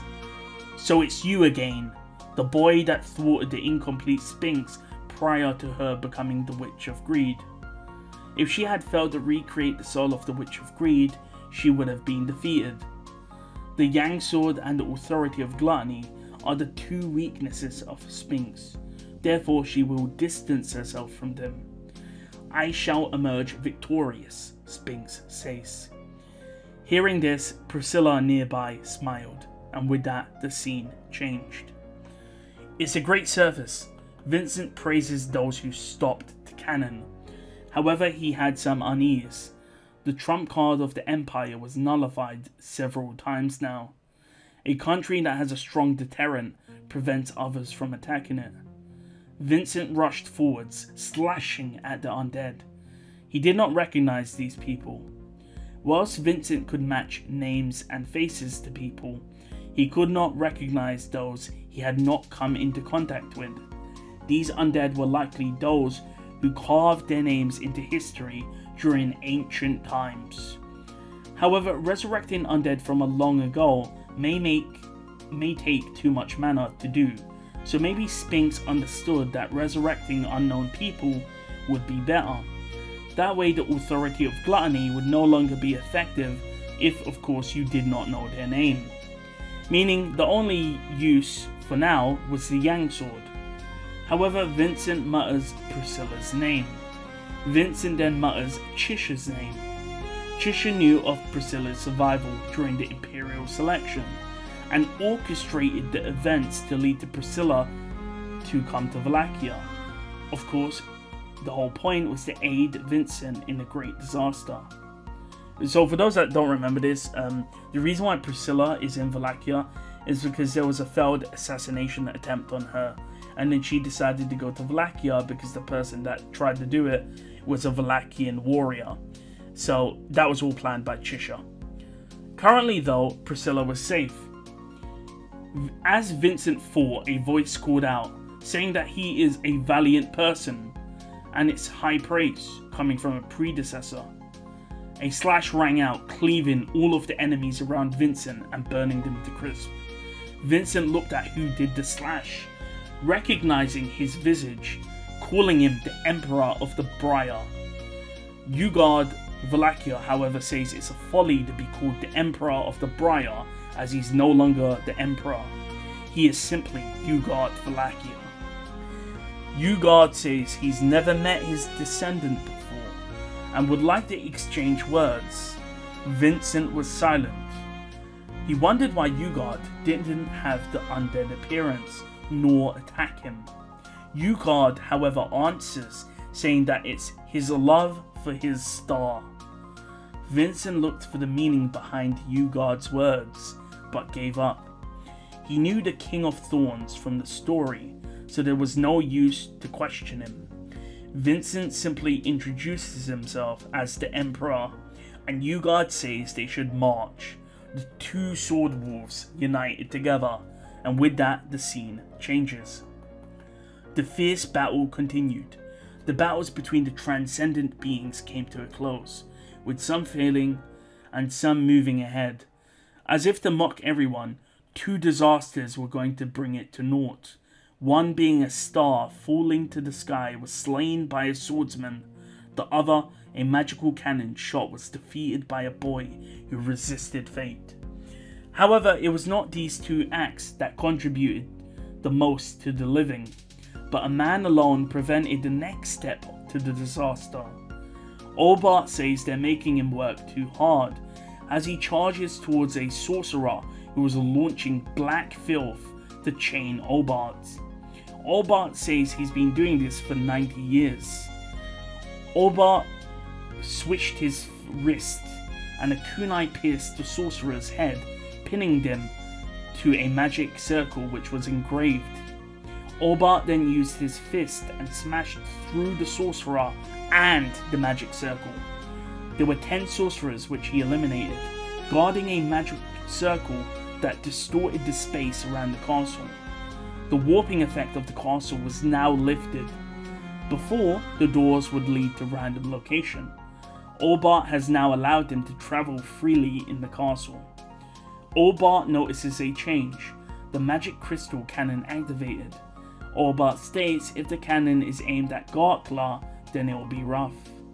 Since most of Wallachia's workforce were at the city of Garklar, if it was obliterated, the loss of the main workforce would spell doom for the Empire.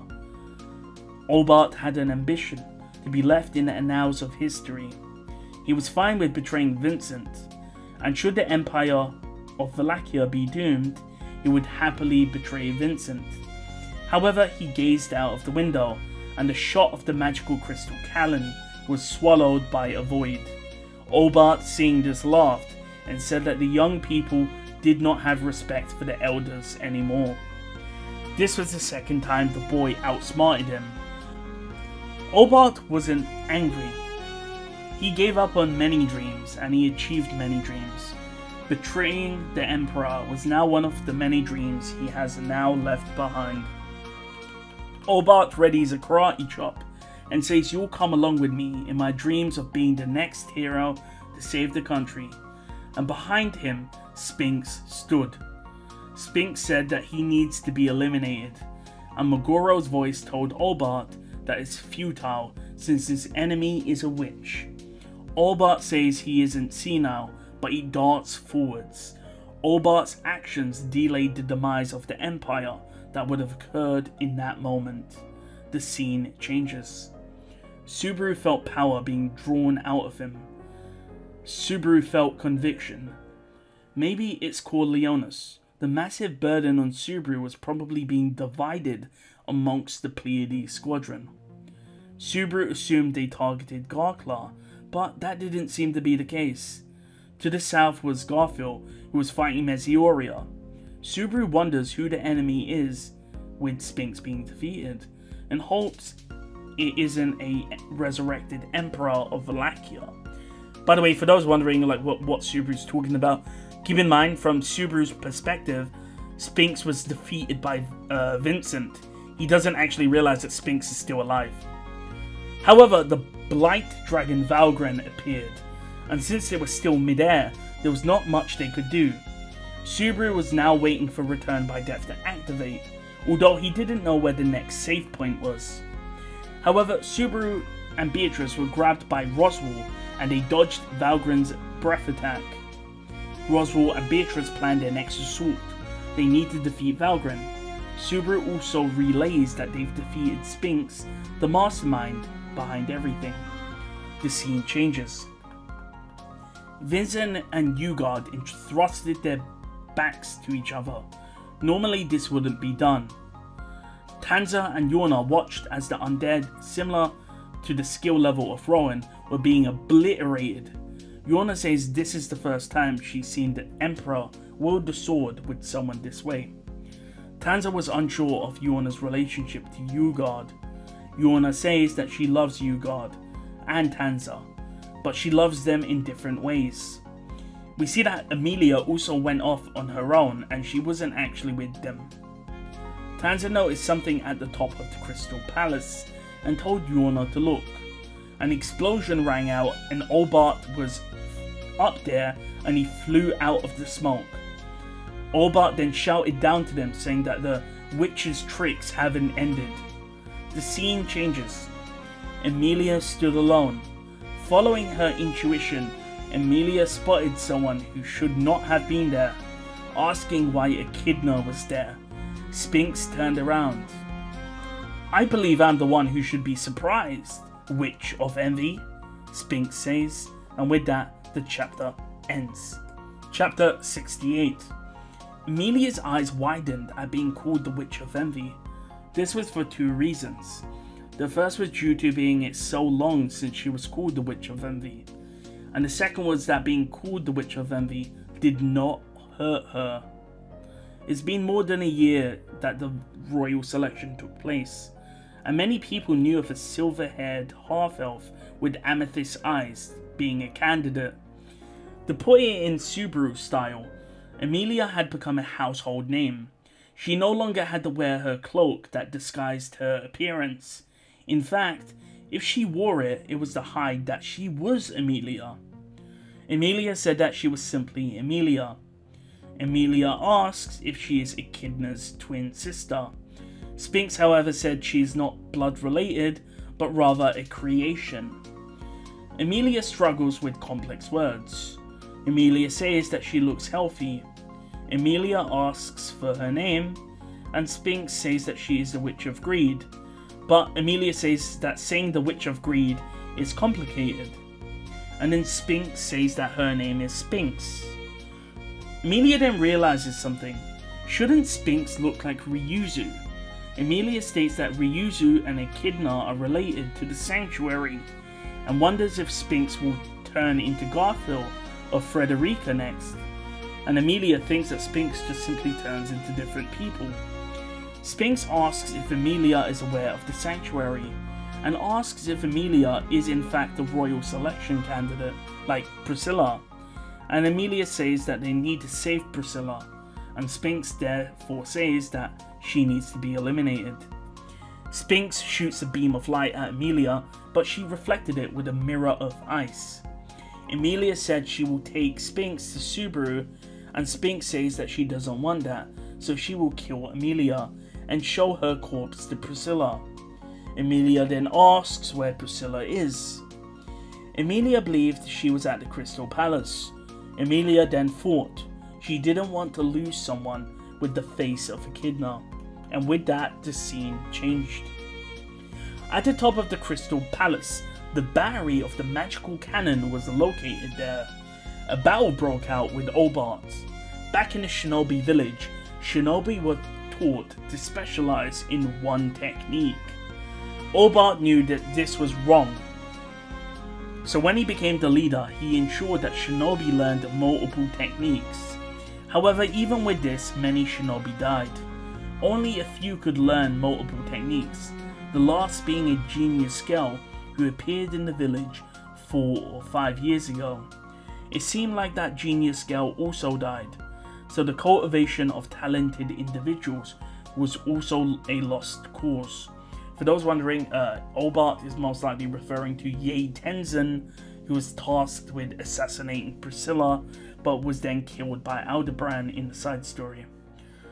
Obart leaped and threw kunais at Sphinx, causing her to be defensive. Obart pierced Sphinx. Sphinx could of course dodge, but chose not to. Orbs of light appeared around Obart. Obart changed his plan. Instead of fighting Sphinx, he would fight to defeat her objectives. Sphinx held the magic core of the royal palace in her hands, which her mana was flowing into. Obart, his hand inside Sphinx's chest, said shinobi are known for harassment. Obart then ensured that Sphinx's mana would be disrupted so it couldn't flow into the magic core. A second later, the orbs of light launched into Obart in an explosion. The scene changes. Yona, Vincent calls out. Obart was blown from the top of the Crystal Palace, near the top of it, and Yona tells Tanza to help Vincent. Ugard tells Vincent to press forward, and he'll stay back to fight the undead. Tanza cupped her hands, and then Vincent ran to Tanza. Tanza launched Vincent to the top of the Crystal Palace. As Vincent lands at the top, he sees Obart collapsed on the floor. Obart laughs and asks if Vincent thought he was dead. Vincent asks Obart for information, but Obart tells Vincent to ask Meguro. The pedestal Sphinx had her hand on had a green orb inserted. Vincent understood the situation. By overflowing the core of the Crystal Palace with mana, it would cause the Crystal Palace to blow up, destroying the entire capital. Meguro, which is the core of the Crystal Palace, states that Obart stopped it midway through. Vincent asked that the witch was here, was she not in flames? And Meguro says she wasn't. Vincent could see that the destruction of the Crystal Palace was imminent. The magic's core balance, the equilibrium, was off. If the fuse had been set, and that meant shortly the Crystal Palace would explode. Vincent then thanked Meguro for his service. Vincent states he will ensure Wallachia has tranquility. Meguro thanks Vincent, saying His Excellency tells no lies. Obart asks what to do, and Vincent surmises to use the Yang Sword to both burn the magic core and the Crystal Palace to ash. However, to burn the magic core, which was infused with a tremendous amount of mana, would require a lot of power to do with the Yang Sword. Vincent asks if Obart has a trick. Obart says he doesn't, and if Vincent doesn't, then no one in the world would. Vincent thought, what if Subaru, Chisha, Priscilla was here? Vincent chastised himself, calling himself foolish. Vincent drew the Yang Sword, and the air around him heated up. However, Vincent stopped and said that it was insufficient. He could not completely eradicate the explosion. Vincent had an incomplete Yang Sword, and with that, he was unable to solve the current problem.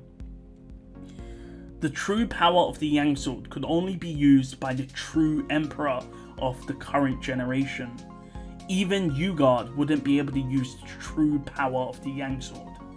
However, if he exchanged something of equal value, for example, his life, he could use the power momentarily.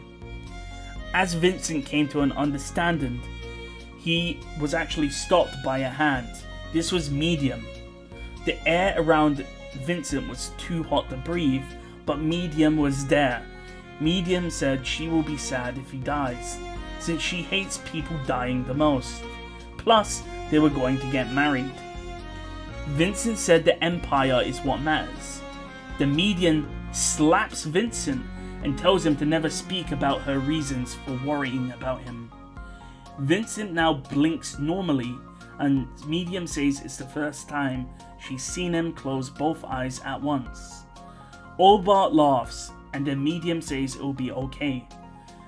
Vincent hated those arguments, an argument of emotion. Another voice rang out. "Ain't my little sister a big deal?" the voice said. This was Balleroy. The scene changes to a flashback. No matter what, Balleroy was half-hearted. If he served the Empire, then opposed it, and then afterwards he died, and he opposed the Empire, and now he served the Empire. So essentially what it's saying is that Balleroy is a flip-flop. "Although I ain't built for it," Balleroy says. Balleroy had a hole in his chest, and he remembers Roswell's words about it being a close battle. But Balleroy knew deep down he would have lost 100 out of 100 battles, since the clown and him had a bad affinity with each other. The reason for his loss was due to saving Medium. Medium says that Balleroy is kind. Balleroy was happy to meet them all. Serena, Madeline, Flop, Medium. Balleroy says that by destroying Wallachia, and then Lagunica, and then Kararagi, will he finally be able to see him again? And Medium says, "Miles?" Balleroy asks if Medium likes anyone, and Medium says it's big boy Balleroy, and then says Abel. Balleroy asks if Medium wants to save the man she fell for. Carillion in the back roared, and Medium and Balleroy set up for the Crystal Palace. The scene changes. Everyone here, living or dead, looked up at the sky. No one could explain why everyone did so. If you asked Cecilus, he would say it's because it's the climax. Above the Crystal Palace, a green light was emitted, and the clouds amassed in one region. And with that, the chapter ends. Chapter 69. The undead were being smashed aside, their bodies being broken apart. The shockwave knocked the undead back. The undead hit the wall and burst to dust, signifying that the shockwave killed the core bug inside. Heinkel tells Garfield to calm down, as there's no end to it. Heinkel slashed at the undead, and Garfield smiled. Heinkel could have run away, but he decided to fight. Garfield says he can't move, or else it will mess with Captain's tactics. He needs to hold the position. Heinkel asks why they can't fall back and leave the dragon on its own. We see that Mesioria lay on the ground further up. The undead were going to attack Mesioria, so Garfield was protecting it. Heinkel asks why, and Garfield says he doesn't want the captain to be disappointed in him. After all, Garfield knows that Subaru wants to minimize casualties. Garfield continued fighting, and Heinkel called Garfield crazy. Heinkel, not noticing that Mesioria behind him started to move. The scene changes. Balleroy lifted Madeline from the bed. Madeline could see the hole in Balleroy's chest. The hole wasn't healing, so Madeline understood that Balleroy would soon be gone, far beyond her reach. Balleroy apologized to Madeline. Madeline's eyes started to form tears as she hated her powerlessness. Balleroy says that he was selfish for using Madeline. Madeline tells Balleroy to stop. Madeline was half conscious, as half of her consciousness was in Mesioria, so she could barely move her real body, but she grasped Balleroy's wrist. Madeline says if Balleroy wants to blame himself for being selfish, he should blame himself for selfishly disappearing and selfishly appearing before her at the dragon's nest, and now deciding to selfishly disappear again. Madeline said Balleroy brought her to the outside world. The reason why she is here and can talk is all because of Balleroy. Madeline says that she loves Balleroy. Although Dragonkin lived for a very long time, Balleroy had engraved strong feelings onto her soul. Balleroy asks why Madeline likes him, and then says she needs to find happiness.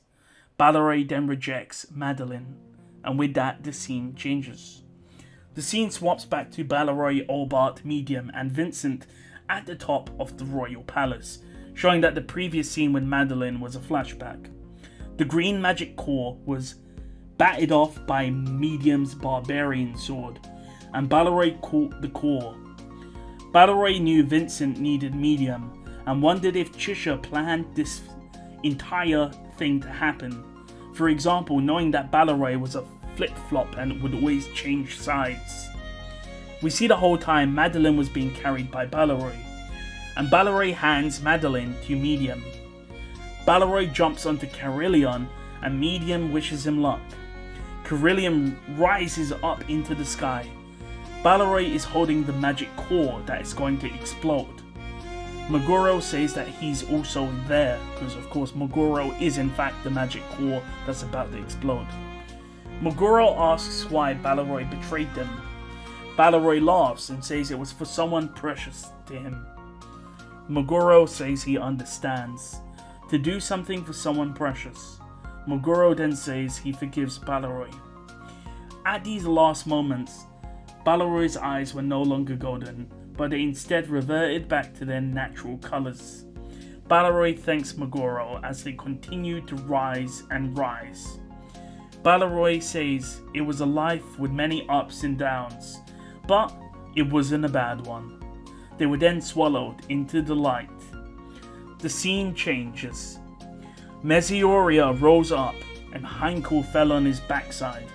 Madeline, in the body of Mesioria, looked up, forcing herself to look at the sky as she saw the clouds being ripped apart by a green light. Madeline, in the body of Mesioria, just cried. And with that, the chapter ends. Chapter 70.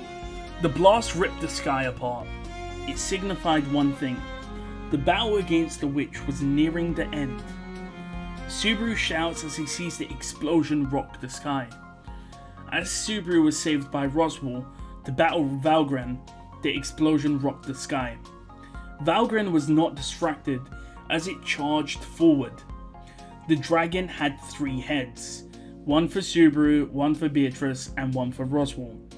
However, now Halibel and Cecilus jumped up and slashed off a head each.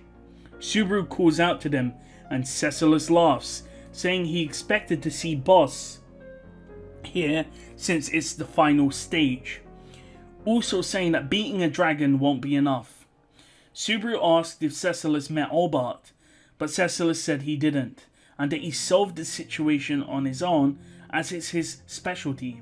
Of course, referring to the fact that Cecilus is now an adult.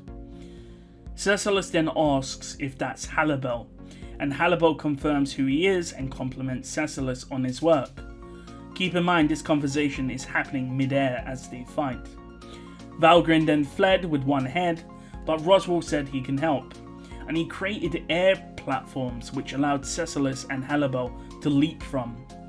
A streak of black and blue chased after the dragon, with multiple Halibels shredding the wings of the Blight dragon, and Cecilus using the Dream Sword to cleave the dragon in 2. Subaru was taken aback. He felt like he couldn't lose if he had them on his side. A shout from below said, "Not yet, bro!" It was Al.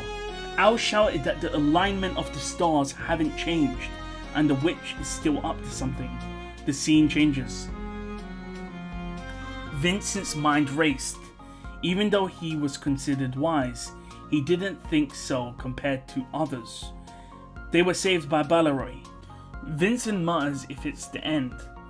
Vincent did not console Medium, who was crying. Vincent's mind raced. A thought crosses his mind. He asks if Albart checked everywhere in the palace. Albart says he lost both arms, you know. Vincent asks for Priscilla's location.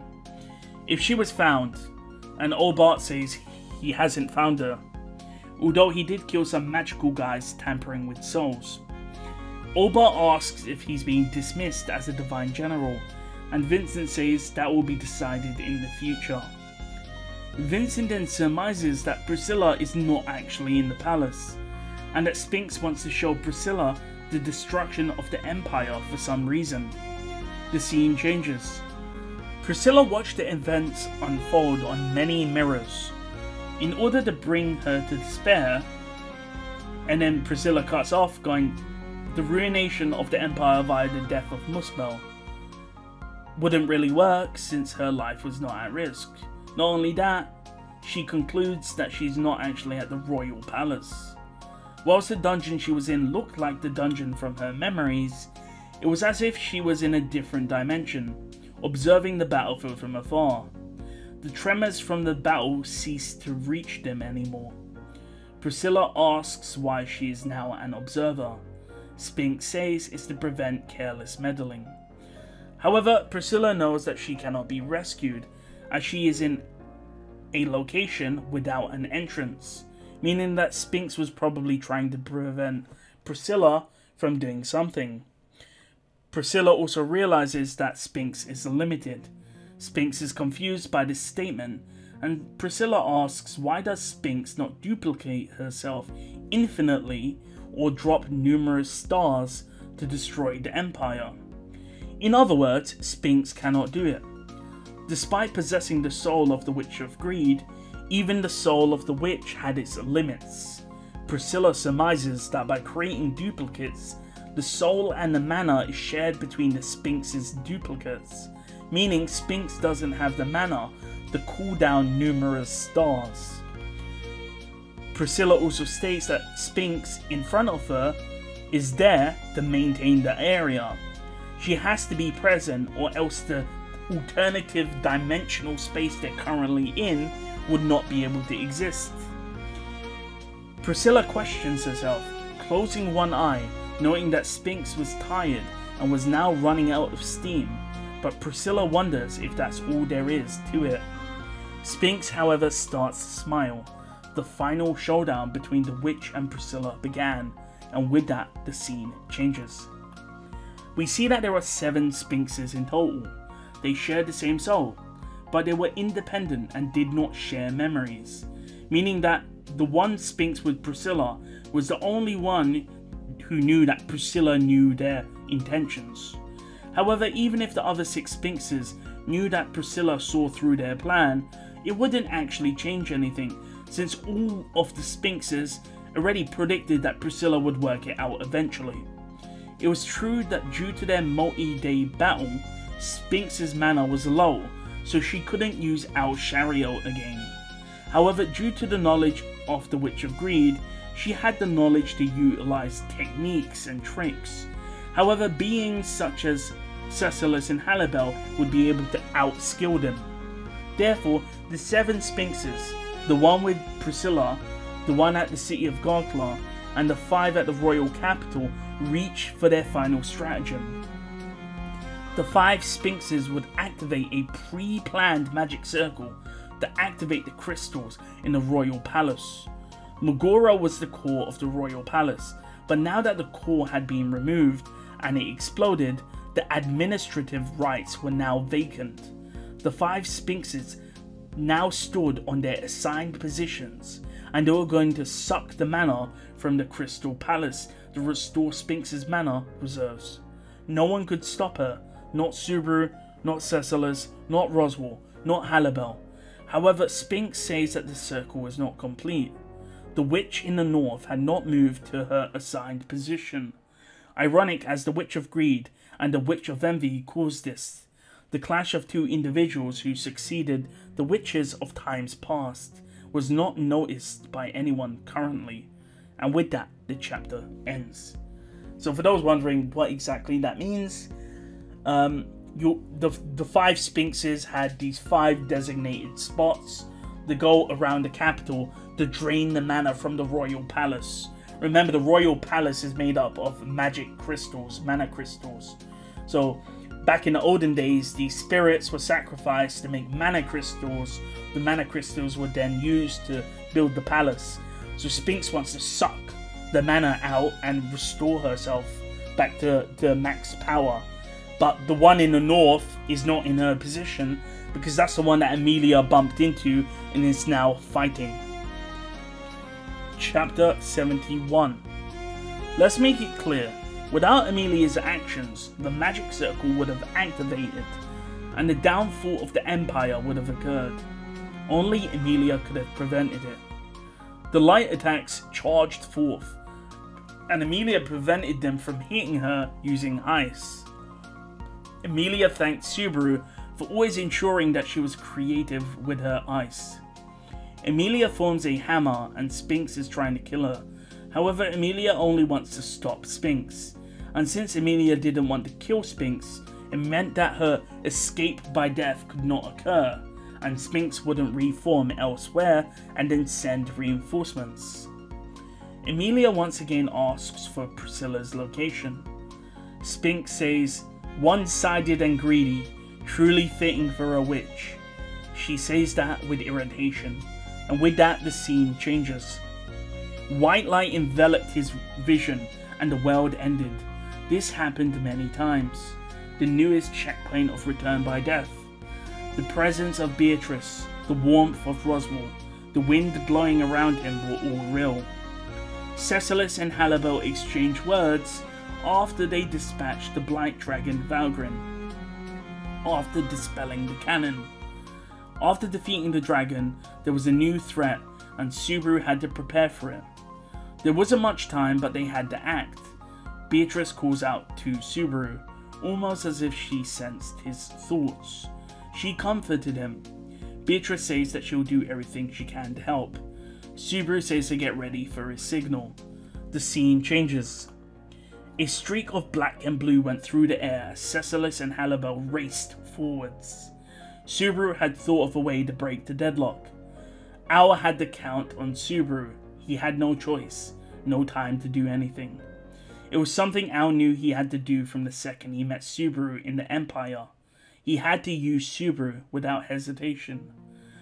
No matter how much he hated it, he hated himself for being nothing but a following star who could do not what Subaru could do. So remember, Aldebrand's name is Aldebrand, which means following star, and Aldebrand follows the Pleiades cluster, which stands for Subaru. So Aldebrand essentially follows Subaru. Sphinx talks and Al looks at her. She's encased in crystal and sealed, and Al asks her what she is thinking of, and if she will tell them no matter what he does.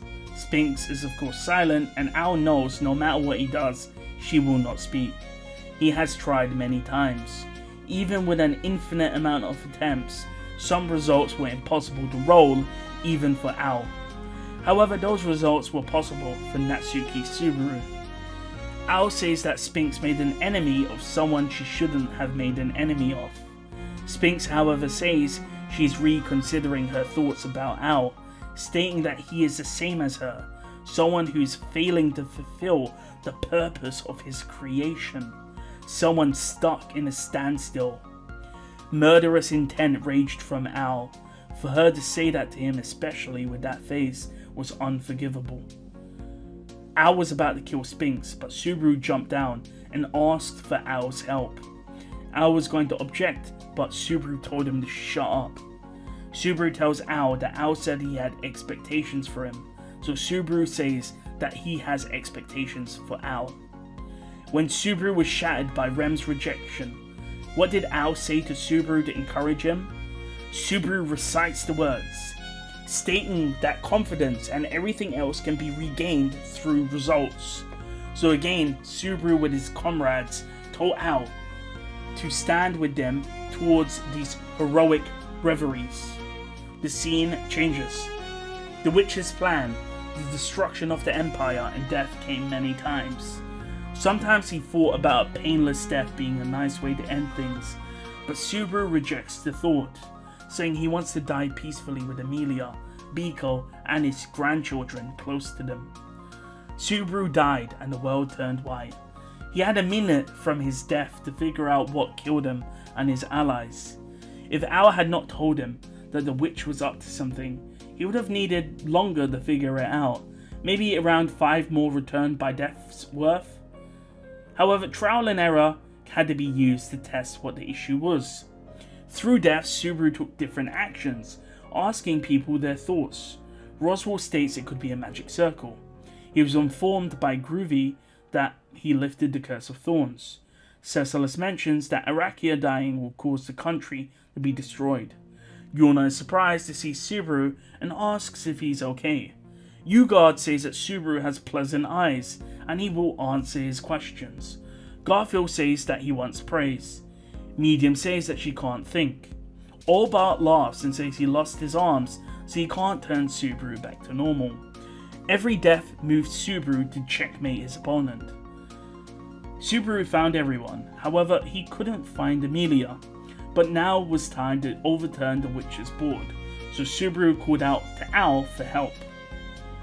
For those wondering what's going on here, Subaru just keeps getting killed every minute, so every time he resets he goes to a different location, and we see a sort of a collage of him meeting everyone. So he goes to Vincent, he goes to Yuna, he goes to Roswell, and he gets information from all of them, and he slowly pieces together what he needs to do. The scene changes. Sphinx's stratagem was being overturned. What stood in front of her? Vincent, Aldebaran, Natsuki Subaru. Sphinx spoke the names and asked Priscilla what she thought of them. Priscilla smiled, and Priscilla says Sphinx's greed extends even to answers. Priscilla says Sphinx is exhibiting something known as yearning. Priscilla states sometimes you must procure something that exists beyond your reach and to be scorched by flames to acquire it. When scorched in flames, listen to the voice of your soul. Priscilla then states the world is made for her convenience. Sphinx yearned for Priscilla's defeat. Sphinx enacted her plan. The scene changes. Around the capital, there were 5 spots Sphinx had to stand at to drain the mana from the Crystal Palace and to regain her mana. As she was about to go to one spot, Cecilis appeared and said Boss told him to stop her, and he then lopped off her head. Multiple Sphinxes arose, and then Cecilis introduced himself, and Sphinx introduced herself. The scene changed. All around the capital, fights broke out. Halibo and Sphinx, Cecilis and Sphinx, Garfiel and Sphinx, Ugard and Sphinx. If she absorbed mana, her options would be unlimited, therefore she would be unable to be defeated. Subaru, Owl, Roswell and Beatrice were tasked with defending Arachia, as undead were trying to attack her. Subaru notes that Owl fights reckless. When Subaru then saw Sphinx, who looked like Echidna, Beatrice stated that her mother did not look like that. Roswell standing there also confirms it. 1 minute had passed, and Subaru's situation progressed as he didn't die. However, a mirror opened up in the sky, and they saw a falling star. The scene changes. Vincent and Medium look at the sky. A mirror made of water showcasing the fortified city of Garkla is on screen, with a star falling down aiming to destroy the city of Garkla. Even if the imperial capital was no longer under attack, the destruction of Garkla and the amount of death it would cause would render the empire incapable to rebuild, leading to the destruction of the empire. However, as Vincent states that their greatest fear became reality, a blast was fired which shattered the mirror of water and launched north of the imperial capital. The scene changes. This was Subaru and Beatrice's trump card. Previously, Subaru used Al-Shamak with Beatrice to warp away the magic cannon shot. Subaru and Beatrice then used Al-Shamak again and redirected the cannon shot towards the falling star, shattering it. Subaru felt weak. His nose was bleeding from the mana being drained from him. However, all of a sudden he felt fine. Subaru states he feels strength. Almost feels like Corleonis, but a bit different.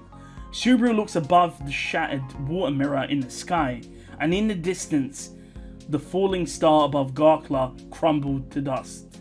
But amongst the raindrops, a shining beacon descended. The woman tells Subaru to call upon her name, and Subaru says Priscilla.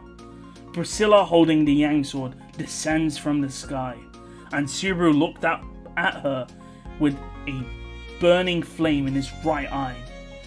He received the blessing from the sun, and with that, the chapter ends. So, I'm sure some of you forgot, but you guys will remember back in like chapter 63, the one with Pelagio. Right at the end of that chapter, Echidna at Garkla summons Al Shario on Garkla. So you have to keep that in mind. So when the water mirror opens up in the sky, it's showcasing what's happening in Garkla. So you'll remember like a chapter ago, or 2 chapters ago, oopsie, I'm gonna drop the bottle. When the magical crystal cannon was aimed at Aldebaran and Sphinx, Subaru jumped in the way, out-shamacked it, and now he just out-shamacked again, and he redirected that shot to the falling star over Garkla. So essentially, yeah, he trick-shotted it over Garkla to destroy the Al Shario, saving Garkla. And that's what happened. Chapter 72. I have a use for you. You shall serve me well. That was the words spoken to Sphinx.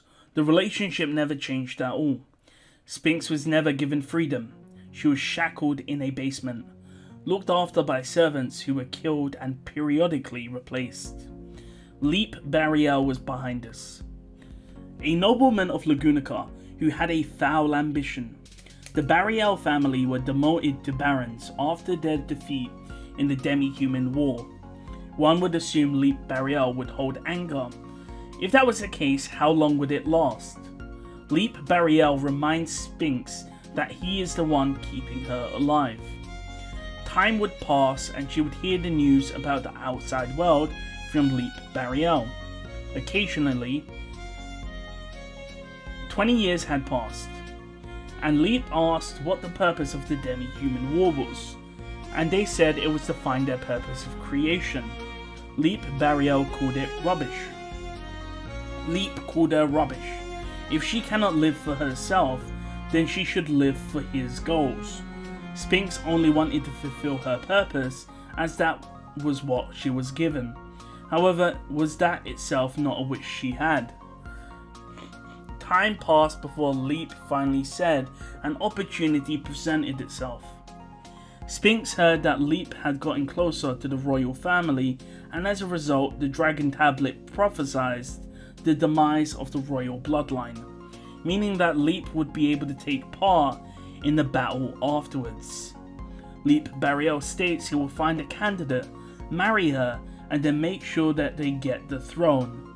The next time they met, Leap had found a candidate and asked Sphinx to create a technique to break their mind so he could control them.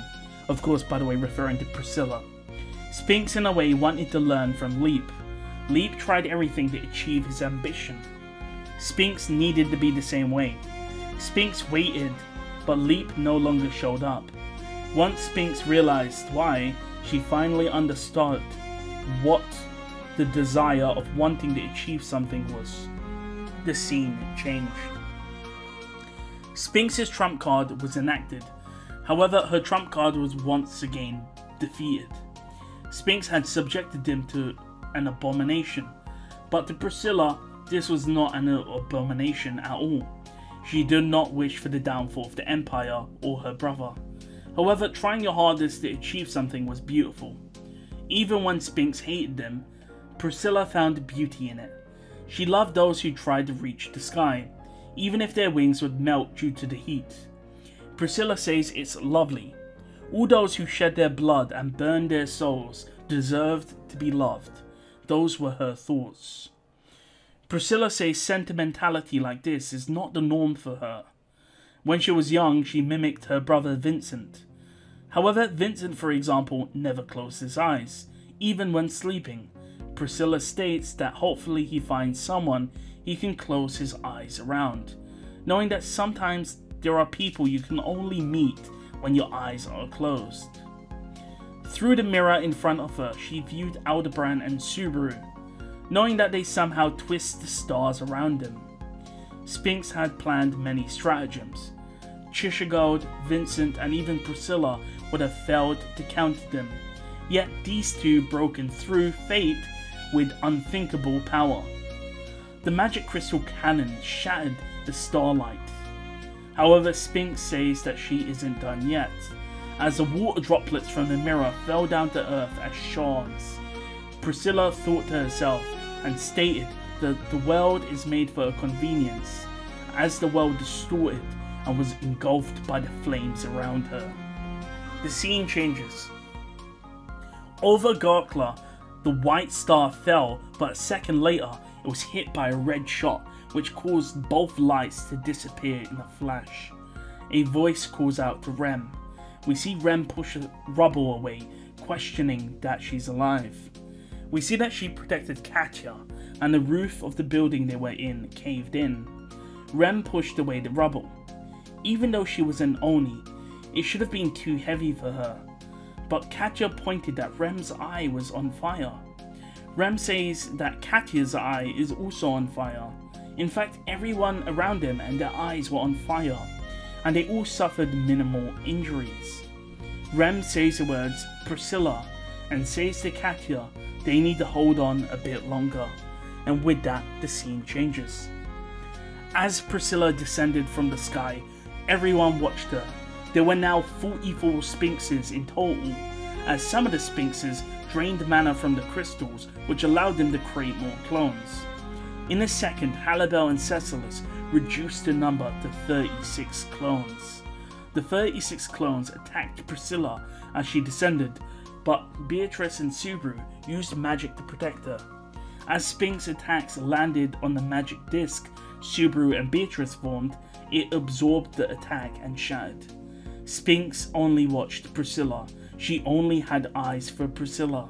As another Sphinx tried to attack Priscilla, Speaker teleported in and punched the Sphinx and shattered her torso. More Sphinxes generated a storm aimed at Priscilla. However, an ice flower erupted from within the tornado, causing the storm to cease and cancelling the attack. As Priscilla descended, Aldebrand spotted her and used earth magic to create a stone pillar to ride up to get her. Before reaching her and catching her, Priscilla says it's a great service. Al gets emotional and says, "My princess." And Priscilla hits Al and says she doesn't belong to him. Priscilla says Al deserves her praise for his effort. Al asks if Priscilla is okay, and Priscilla says her beauty won't disappear from captivity. Priscilla says that the star of the show is finally here. In each of the eyes of the people around her, their eyes lit up in flames. Even Aldebrand's eyes was burning with the soul marriage technique. Priscilla says it's no matter of consequence. After all, the world is made for her convenience. And with that, the chapter ends. Chapter 73. Their feet sunk in the unending mixture of the earth. Only their heads were exposed. Only a short time was left until their head would be submerged. They tried everything to breathe fresh air. They lacked in about everything, but there were things they wanted. They realized how greedy they had been. The area above them became bright, and a blue and white light illuminated the area. They raised their hands above. Slowly they chased the light, pulling their shoulders out of the muck, then their torso, then their waist. They pulled themselves out and saw a red flame in front of them. He didn't know if he should be burned by those flames. He heard a voice, saying to wake up and don't keep her waiting. The voice replied, "Princess, I did my best." The woman said, "It's only natural." The scene changes. At that moment, Sphinx knew that all of her plans were beaten. Not only that, the resurrection of the undead had stopped. Sphinx wonders if Arakia had gotten control over Muspel. The exorcism by Cecilis and the Dream Sword placed Muspel under Arakia's dominion. By this point, Muspel and Arakia were one and the same. As she thought, her body count dropped to 29. Cecilis and Halibel were cutting her down. Even if she had the power of a witch, these opponents were too strong. Regardless, she completed one of her goals, which took hundreds of years. It's okay if she gave up on her other goal. Sphinx decided to retreat. The Yangsword distorted space and the woman in a red dress smiled. Priscilla tells Sphinx she is waiting. It's not rational, but all 29 Sphinxes in unison stated, "I am your enemy, Priscilla Barriel." The scene changes. Priscilla states if they escape, it will be a disaster for the world itself. Priscilla was arrogant. It would be hard to imagine that she was captive just mere moments ago. Al wonders why Priscilla is dealing with Sphinx, stating that just surround Sphinx and beat her up. Priscilla again hits Al, stating that they will only win if Sphinx is focusing on the enemy of Priscilla rather than being the enemy of the world. We see that Arakia is with Priscilla. She has the blessing of Priscilla's soul marriage technique. Arakia asks if they need to do this to win, and Priscilla says she is above ideas such as winning or losing. Arakia says that Priscilla likes winning though, and Priscilla says that's because of who she is. Subaru intervenes and Priscilla tells the child to go away. Subaru says he's Emilia's knight, and Priscilla says the noisy fool would have been better as a person to use. Subaru says that he's actually the fool that Priscilla is referring to. Priscilla calls Subaru a fool for not discerning that she was simply joking. Subaru's body felt weird. Priscilla actually remembered him. Subaru says the old him that got his jaw kicked finally got his reward. Priscilla states that she needs to teach them to not focus on the world, but only on her. She raises her yang sword. It was bright, almost as if the sun had formed. Priscilla states the sword cuts what it wants to cut, and burns what she wants to burn. Priscilla tells Sphinx to come for her. Subaru understands that this is a trap for Sphinx. Priscilla tells Arakia to come with her, and Al to stay here. Priscilla turned to Subaru and asked him about when he discussed heroic reveries. Priscilla tells Subaru to do what he needs to do, giving her affirmation. Arakia grabbed Priscilla and jumped away. Al told her to act as she always does, and Priscilla states it's only natural. Al and Subaru look at the Sphinx that was encased in the crystal. She was trapped similarly to Roy Alphard back at the Pleiades watchtower, but at the same time it was also a bit different. Subaru's role was to confront Sphinx. Roswell, Beatrice and Speaker arrived by flight, and Subaru asks for Speaker's help. Sphinx asks if they'll be able to capture her soul. Subaru says he isn't alone, and Subaru walks towards Sphinx and calls out Sphinx's name. The scene changes. Balls of light rain down. Vincent grabbed Medium, who was holding Madeline, and they rushed outside. Vincent called out to Olbart. The battery of the crystal cannon blew up, with the group jumping away. Vincent landed on the ground and looked at his opponent. A witch with white hair was attacking them. Vincent surmises that she is here for Meguro. The core is gone, but much remains of the meteor. The royal palace itself started to rise up. Since the magic core was gone, the defensive mechanisms were now activated. The royal palace was now a 50-meter tall enemy. However, a voice rang out, then a slash of flame knocking the beast back. It was Arakia and Priscilla. Medium calls out to Priscilla, and Priscilla drops down to the ground and lands. Vincent asks where she was, and Priscilla states that she was in an alternative dimension. Vincent asked how she escaped, and Priscilla simply said that she set it ablaze. The giant crystal giant fought Arakia, throwing a fist of destruction at her. Priscilla states it comes. With the free hand of a giant, it aimed at Priscilla and the rest of them. Priscilla and Vincent raised their yang swords to deflect the blow. Vincent's hands were bleeding, and Priscilla states he is careless. Vincent states that she was resting, so she will have to muster her courageous attitude from now on. Priscilla says after poisoning and killing his sister, and forcing her away from the country, he really does treat her cruelly, saying he really is the Valachian Emperor. Vincent gritted his teeth. This tit for tat drove Vincent forward. One could even say he was elated.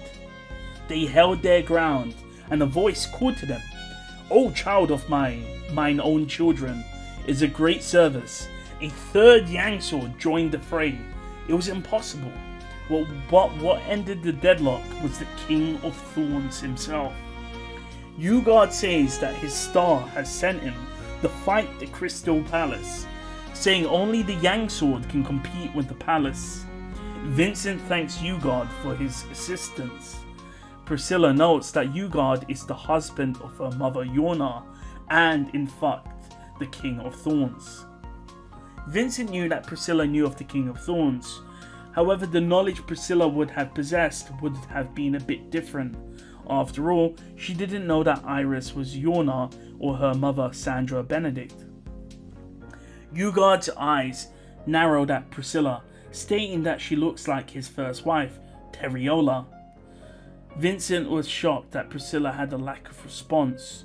Ugard states that having 3 Yang swords is great, as they can unite against an enemy rather than against siblings, as they would have to do in the Imperial selection. Medium then calls out to them, telling them to do their best. And with that, the chapter ends. Chapter 74. What was necessary was to take hold of something formless. Even if you catch me, you cannot take hold of me. Sphinx, the voice replies. The authority that plundered many would be used and restore the lives and happiness to others. Behind Subaru was Al, and Subaru states his map, his heart, his compass are Speaker and Rem. Even without Rem's memories, Rem was still Rem. Likewise, Subaru was still Subaru. With the witch's name called, Subaru attempted to touch the soul of the witch. Subaru called out Sphinx's name. It was to get her attention. For once he looked into her eyes, and she looked into his eyes. He says that his name is Natsuki Subaru, and he says and asks what is her name. The scene changes. The Yang swords held unbelievable power and kept the Crystal Palace at bay. A beam of destruction lashed out at them, but Vincent, Ugard and Priscilla jumped away in different directions. Ugard dashed up a building and lunged at the royal palace's leg. However, his attack was blocked. Vincent tells him to ready themselves. The royal palace transformed one of the pillars of the capital into a greatsword 15 meters long. However, Priscilla stabbed it with her Yang sword, and she said she will show them some entertainment. The royal palace golem picked up the 50-meter long greatsword and was about to swing it. Priscilla, who stabbed a Yang sword into it, was lifted up into the air, and then the 50-meter long greatsword burst into flames. With her platform gone, Priscilla fell, but Arakia catches Priscilla, and the Crystal Palace attempts to create a second greatsword and dash forward. However, Ugard and Vincent tell it to not underestimate the sword wolves. The Yang sword penetrated the defenses of the golem's chest and pierced its body. It screamed. The giant soldier's greatsword shattered and his body began to fissure. It had to change its fighting style. From the cracks of the golem, beams of light shot out. It was undodgeable. If you could dodge rain, then you could probably dodge this attack. Only Cecilis, Halibel and Reinhard would be able to dodge this. Ugard, Vincent and Priscilla called out to the Yang sword. Priscilla in the sky and Ugard and Vincent on the ground. From their locations, a wall of flame emerges, burning anything that approached, including the beams of light. Arakia then used her abilities to cause buildings to rise from the ground, surrounding the golem and trapping its movement, before she states that she is the princess's dog. Priscilla says that's a splendid attitude to possess. The buildings Arakia caused to rise up were then whirled around and rained against the golem's body.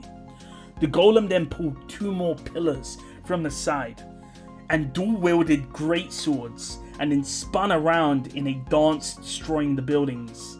The dance of swords approached Vincent and others, and once again they used their yang swords to block the attack, burning the swords reaching them. Vincent's lips were bloody. The golem then lunged forwards, but was kicked away by Yorna, who had arrived. The golem, however, attempted to counter, but Ugard blocked the attack on Yorna. In the south, the cloud dragon appeared. A beam of light enveloped the golem. The golem was being pushed back. The golem reached out for the final apex pillar, and it shattered into mini swords, which acted as a defense and rebuilt the defense it had on it. Vincent looks outwards. He knew he was weak. However, there was someone else who was weak and was always in the midst of battle. Vincent looked for the person, but couldn't see them. Regardless, Vincent knew the boy was out there somewhere, fighting. Vincent's yang sword radiated with flame. He proclaimed that they, his generals, shall move forward. The scene changes. Subaru and Speaker faced Sphinx. Subaru and Speaker was to take the soul of Sphinx, and Al was to defend him. Al states no one will beat him or the princess. Al swings his stone sword. Whilst this is happening, Sphinx is restrained in crystal with their back against the wall. Subaru is sitting down in front of her, cross-legged. Hearing that they would use the authority of gluttony had made Aldebrand shudder. However, Priscilla discerned that they could do it and therefore gave her permission. Al would trust in that future and help them. From above, an Algoa rang out. In response, an Alhuma rang out to counter it. The magician and the witch battled. Whilst Priscilla tried to make all of the witches attack her, some of the clones of Sphinx realized that the Yang Sword wasn't the only threat. Alongside them was Beatrice. Her eye aflame, she launched the yin magic. A purple mist spread, and the attacking witches slowed down due to the effects. Al, taking advantage, said, "Your stars are bad," and Al cleaved their heads off. However, Beatrice's expressions changed, and Al saw a giant purple fragment, meters tall, heading towards them. Al had no idea that this was actually from the royal palace golem that Priscilla and the others were fighting.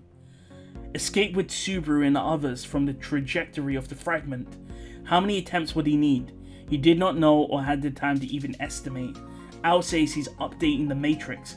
However, a voice told him to not give up. An arm plunged into the fragment, shattering it. Garfiel arrived and apologized for being late. Beatrice praised him, saying Speaker and Subaru are the win condition. Sphinx says she needs to retreat as she holds up a vortex of light, which is being pulled into some sort of gravitational field. Debris and fragments of stone are being pulled into the center. A voice asks Halibel to help. This is Tanza, and Halibel said he would. Tanza appeared behind Sphinx, kicking her down and shattering her in half, and then Halibel caught Tanza and used his hand to pierce the gravitational vortex, which disarmed it.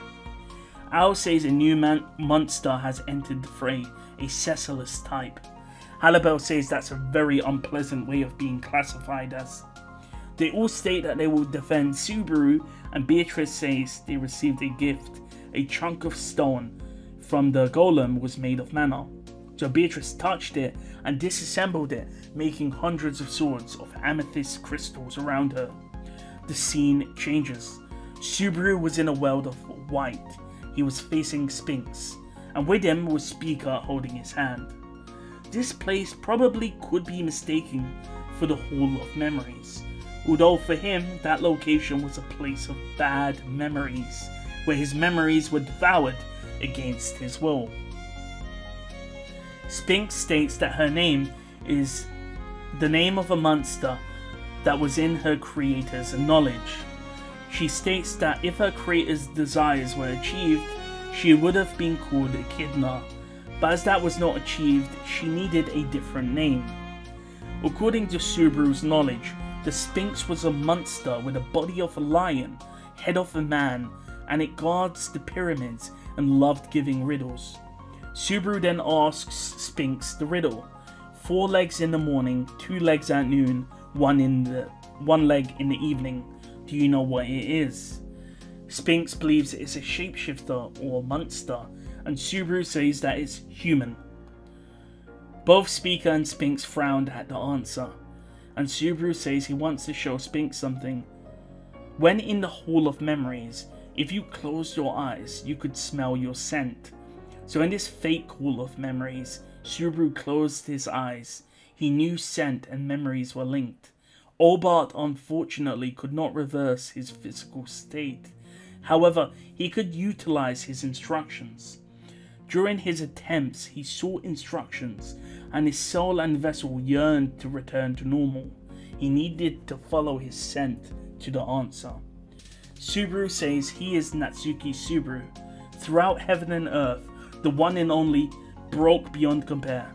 His voice cracked a foolish joke, but Speaker's hand felt smaller. Subaru was now back to his normal size. Subaru now faced Sphinx for the first time.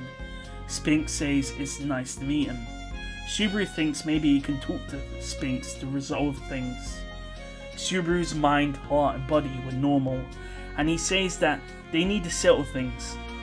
But Sphinx says that they need to part. Subaru asks why she did everything on her own. It was an honest question. Subaru states there was another way of achieving your goal. However, Sphinx says there was another motive, apart from the desire given to her by her creator. Sphinx smiled, showcasing that she did in fact have her own sense of self. He wanted to respond to those feelings, even if he had to go to hell to do it. He called out Sphinx's name, and she asked what. Then Subaru says, "Happy birthday." He then touched Sphinx, and her eyes were wide. And then, ... the scene changes. Priscilla looks down, and was released by Arakia. She states she will finally lower the curtain. She fell and she spread her arms and closed her eyes. Her yang sword returned to the sky, even if she could not see them. Her flames are connected to the souls of others. Arakia, Madeline, Yorna, Ugard all fought the golem, and the incompetent older brother, Tardy, he says.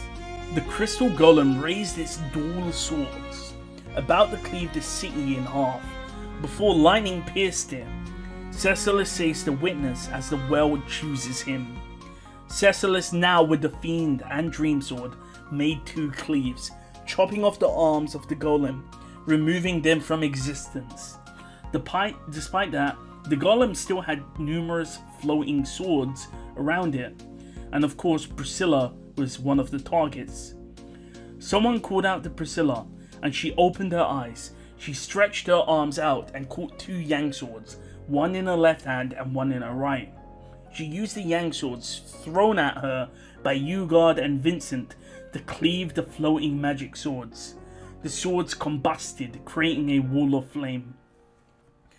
Priscilla dived forwards towards the golem. Her yang sword appeared beneath her feet as she surfed on it towards the core of the golem. Using the 3 yang swords, she moved forwards. She penetrated the core of the golem and landed inside, walking along the floor. Another shout called her name. Sphinx, in the core, rushed forward with a sword of light in hand. She swung and her sword was burned by the yang sword. She once again called Priscilla's name. Priscilla just smiled. Sphinx made 10 beams of light from her fingers, and the beams of light bounced around the core and of the golem. Sphinx once again shouted Priscilla's name, and Sphinx said, "That's my name." The beams of light bounced and created a kaleidoscope of death. The inside of the core burned and cut away the beam of light. Priscilla says that Sphinx should stand proud, before saying that Sphinx fulfilled her role to be her enemy. Sphinx says that even if she failed, Priscilla then says it's of course natural that she failed considering who she's up against. So even by failing, Sphinx should be proud. Sphinx says Priscilla is the fated foe of herself. Sphinx found meaning apart from her created goal. Her goal was to fight Priscilla. The scene changed. She had once nearly perished before achieving her goal, but she didn't really mind it. But now she had a goal to fulfill, which was separate to the goal of her creation. Once again she was close to death. She was going to disappear. She was a monster, but not a substitute for the Witch of Greed. She had a goal that was truly hers, separate from everything else. How frustrating, Sphinx says. The scene changes. Subaru calls the Sphinx.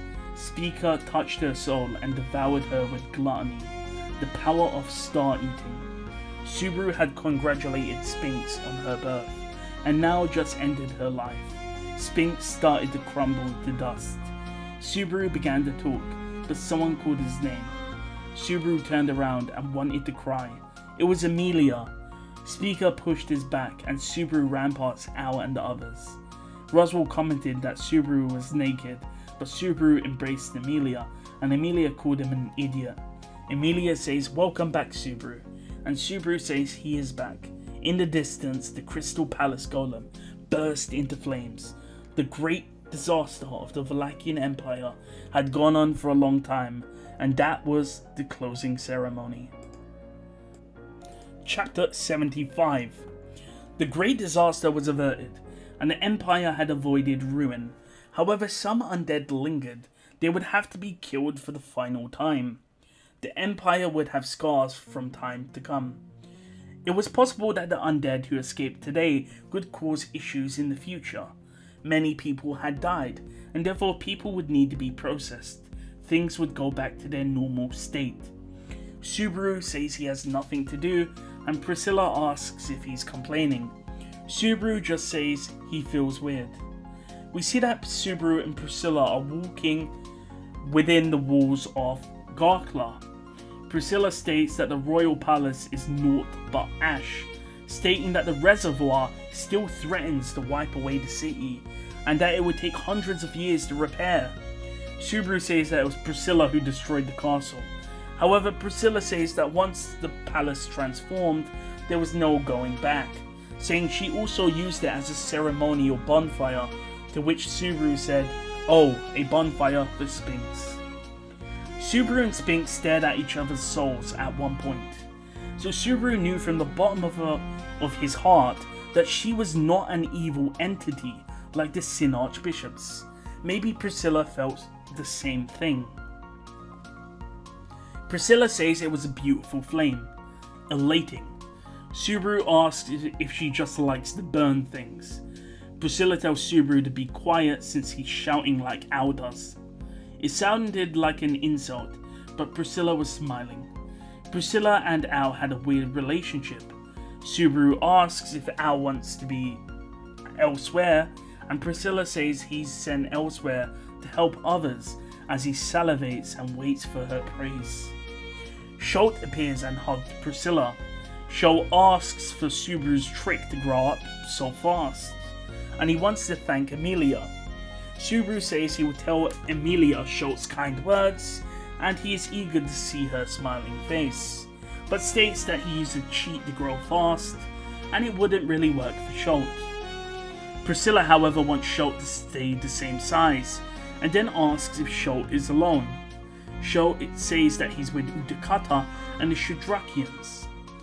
Subaru looks beyond Schultz and sees Heinkel, and asks if Heinkel is bullying Schultz. Schultz says that Heinkel is a very nice man, but Subaru says that Schultz is lying.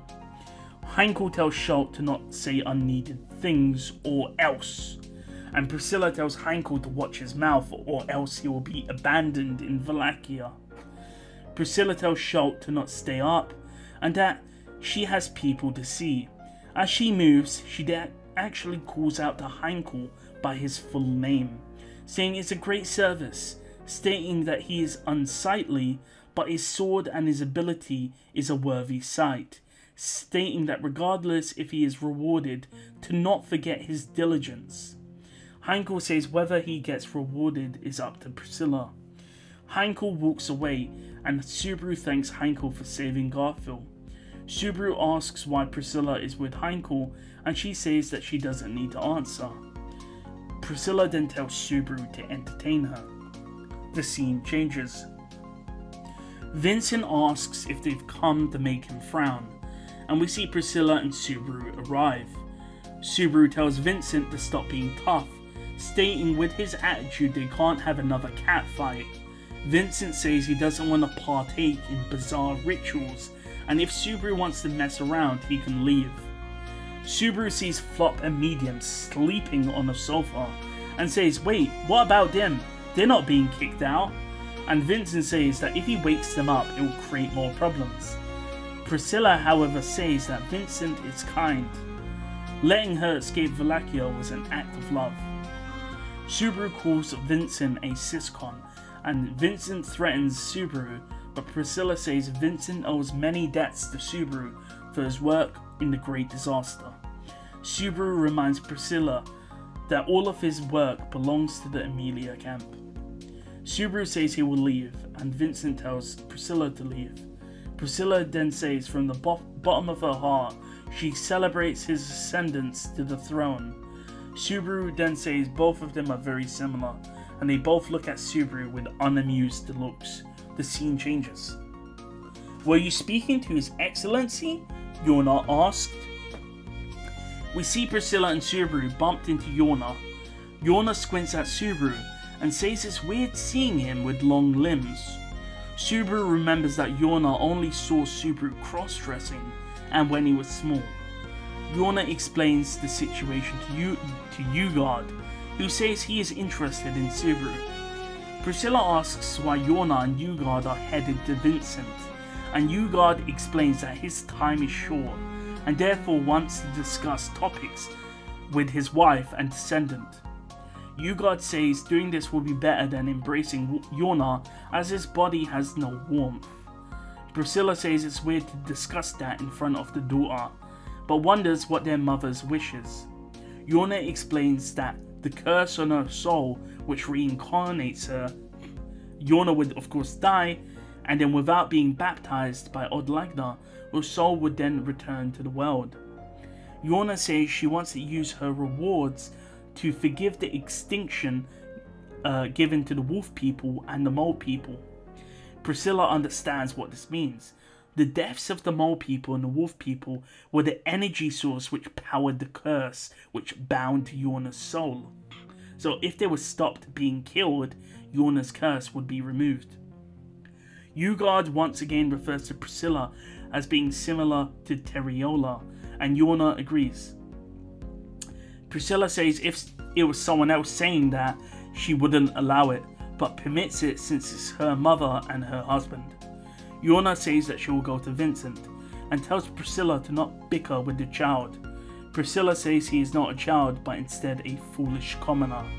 Ugard looked at Subaru, and told him to spend the time with those he loves, with his own star. With that, the scene changes. Emilia and Anastasia comment on the weirdness of seeing Priscilla and Subaru together. We see that they're sitting at a table facing each other. We see that Otto told Emilia to stop working for today, since the Pleiades watchtower, seeing Emilia and Anastasia together was no longer a weird thing. Anastasia says that they shouldn't be involved in the Empire rebuilding itself, so they're discussing stuff. And Emilia keeps bringing up Subaru's exploits. Subaru is of course interested and wants to hear what Emilia has been saying, but Priscilla pulls Subaru's collar, stating that royal candidates gossiping about a foolish commoner is boorish, and it's better to count stars. Emilia says that she used to do that when she was alone in the forest, and Anastasia says that she likes to count money. Emilia finds it funny that 3 candidates are in the Empire, and Anastasia says it's because Subaru was sent off from the watchtower. Subaru says that if he wasn't sent away, the Empire probably would have been destroyed. Priscilla probably would scoff at what Subaru said. However, she surprised him by actually confirming Subaru's words, shocking everyone. Priscilla tells them to not gasp like fools, stating it was an obvious fact. Anastasia says she's shocked Priscilla admitted that they helped her. Priscilla says Wallachia is the home of Prisca Benedict. She isn't Prisca Benedict, so the defense of Wallachia is now only left up to the Empire and the army. Subaru says that Krush, Fel and everyone else, he sees them as royal candidates. Priscilla says that she doesn't need commoners' recognition. Emilia says that Priscilla is at it again with her harsh language and the way of speaking. Anastasia says that during Pre-Stella, she didn't invite Priscilla, stating that there wasn't a reason to. But then Emilia finishes her sentence, saying that next time they should invite her. Priscilla says they've misunderstood what the royal selection ceremony is. Subaru says next time they should have a swimsuit vacation. Anastasia says that Subaru is really straightforward about what he desires, but she won't say no. Emilia then asks if Priscilla will come, and Priscilla says if it's amusing she will come. A lass from the slums, a duchess, a she-fox and an amethyst-eyed half-devil. Emilia asks Priscilla what's wrong, and Priscilla says it's of no significance, and that if anything it sounds like characters starring in a poorly penned tale. Subaru says that Priscilla isn't really in any position to talk. Priscilla responded by saying, "No doubt about that." She smiled, just like a girl in midst of chatting with friends. She smiled in a relaxed manner. The scene changes. Subaru continued walking around Garkla, wondering if people working here were undead who had infinite stamina. Someone asked what stupid things he's talking about. It was Rem. Rem was actually carrying a bucket of water. It seemed like she couldn't really sleep. Subaru tells Rem to not work hard, and to potentially be like Ram and take it easy. Rem says that Subaru has no work and therefore, if anything, he should be the one asleep. Subaru says it's true, but there's things he needs to do. Priscilla implied he had to tell people the truth about his form, and Subaru knew it. He had to tell the Pleiades Squadron who he was. Subaru says he doesn't want to be rejected by them, but Rem says if he doesn't tell the truth, she will despise him. Subaru says he wouldn't be able to live if that happened.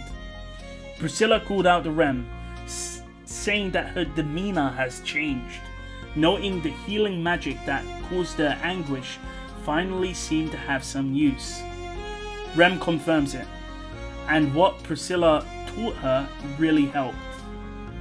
Rem also asks if she was the one that shared her strength with them after the star was shot out of the sky. Priscilla asks why she thinks that, and Rem says it's because of intuition due to the short time that they spent together. Priscilla praised Rem, saying her diamond heart has been pierced. Subaru jumps in saying it was him and Biko that destroyed the star, saying to praise Biko later. Subaru says later Rem can tell him what she and Priscilla did, and Rem says yeah after everything is solved. Subaru offers to carry the pail of water, and Rem is about to do it then declines, saying Priscilla will be alone. Subaru says Priscilla can help with the injured, and then Rem asks if he's sane. Priscilla says that he'll be fine with the foolish commoner, and Rem says that Subaru can stay with Priscilla. Subaru realizes he's been chosen as Priscilla's jester. Rem says that she doesn't want Priscilla to be alone, and Priscilla says that Rem doesn't understand. Regardless, Rem thanks Priscilla and states that the pain in her chest no longer hurts. Priscilla then says, "Strive well, Rem, daughter of the Oni, for there are roles only you can carry out, and only wishes you can grant, and only a future you can achieve." With that, Priscilla leaves with Subaru. The scene changes. Then it boils down to who in the world has the guts to go against the princess. We see that Ao is sitting on the floor with glasses and alcohol. Subaru asks if he's drunk, but Ao says he wouldn't start without the princess. Ao notices that Priscilla and Subaru are together, and that they're a super rare pair. As Al and Subaru talk, Priscilla hits them both with her fan, saying the clown and the commoner have gathered. She asked if Al procured what is required.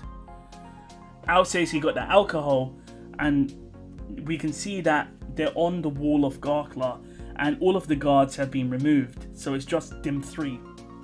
Priscilla pours the alcohol. There's only 2 glasses, so Priscilla told Al and Subaru to share a glass.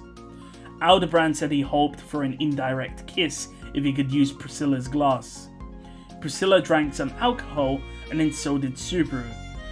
As Subaru drank, Aldebaran said, "Underage drinking." Subaru said it's legal in this world.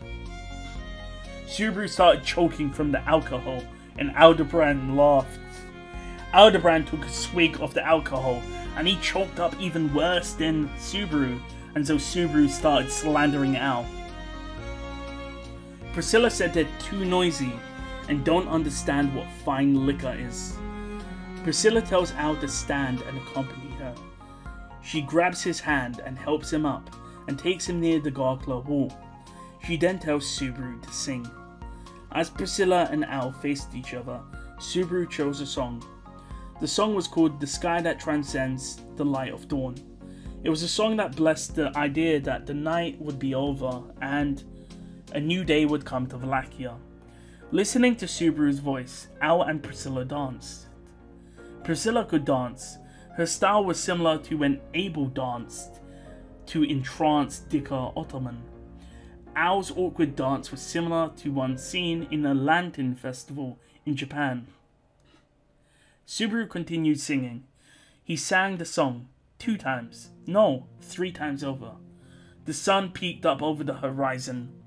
Amidst the sunshine, Priscilla looked bright as she danced. Al called out to Priscilla.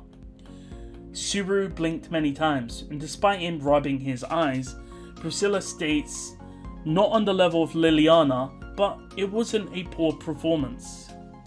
Al embraced Priscilla from behind, still in their dance position, but it was obvious Priscilla was fading away.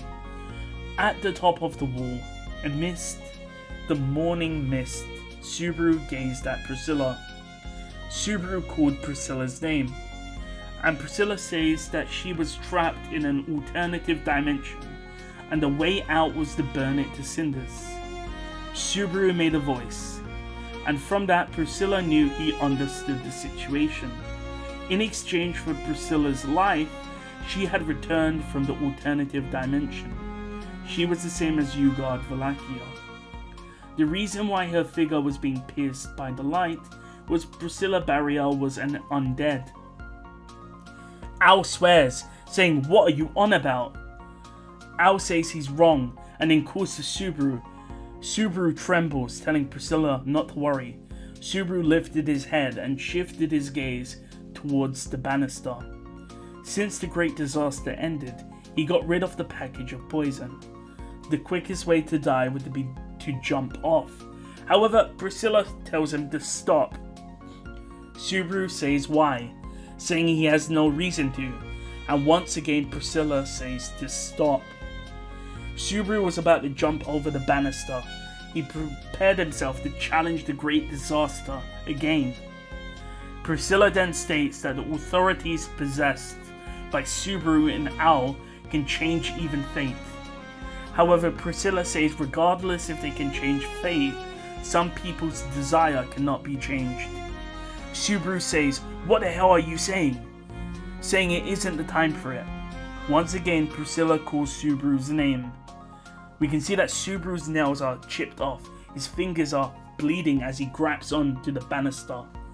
He should ignore her and jump off. Subaru's heart screamed, but perhaps he should listen to Priscilla. Al calls to Subaru, saying to not listen to Priscilla and to save her. Priscilla calls Aldebaran, and he says he won't listen. This is the first time Subaru has heard Aldebaran's full name for the first time. Priscilla says that the 2 of them saved the Empire. There were others who fought, but Aldebaran and Subaru alone have expended the most. She then praises both of them. Subaru appeals, Al screams, but nothing stopped Priscilla's words. Priscilla says that both of them have arrived at this junction by doing so many a time. This is what she knows. They've never placed themselves above others. They have lived till today, and neither of them have ever received recompense. Priscilla says she will bestow it upon them. First calling Subaru, calling him a true knight. Hearing this, Subaru fell to his knees. Subaru came to a realization. His soul understood. Natsuki Subaru could not save Priscilla Bariel. Priscilla continues. You as well. Ao says he cannot back down. Priscilla smiles. Her smile is similar to Yorna, showcasing their mother-daughter relationship. Priscilla says what can she do when a grown man is crying and babbling like a baby. Ao cries and Priscilla laughs, asking Ao to beg to want Priscilla as his bride. Ao nodded and confessed, holding Priscilla tight and asking Priscilla to belong to him.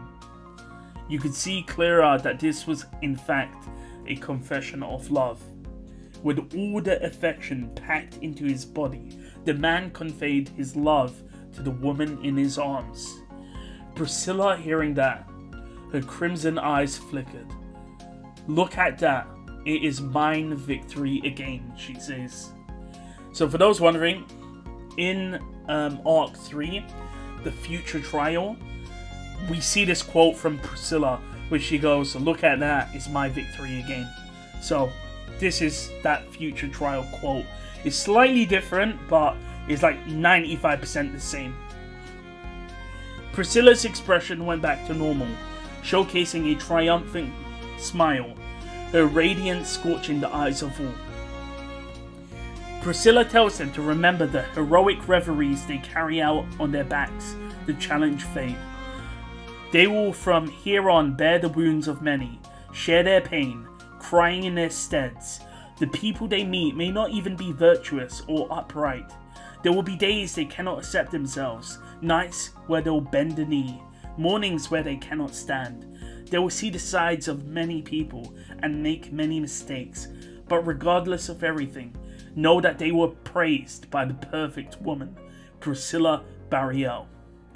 Ao and Subaru watched her, the woman who held no regrets. At the terminus, Priscilla says, the world is truly so beautiful. Henceforth, the world is made for my convenience. There were no lies to those words.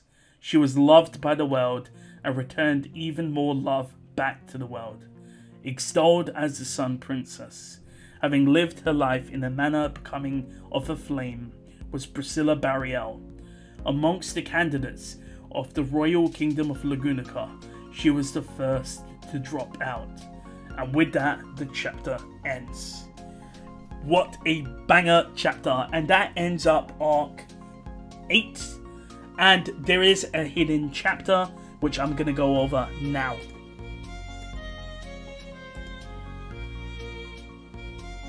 In a place not here, a time that once was, a world that may come to pass, a dream that would shortly fade. Following star, such is the meaning that it seems to bear.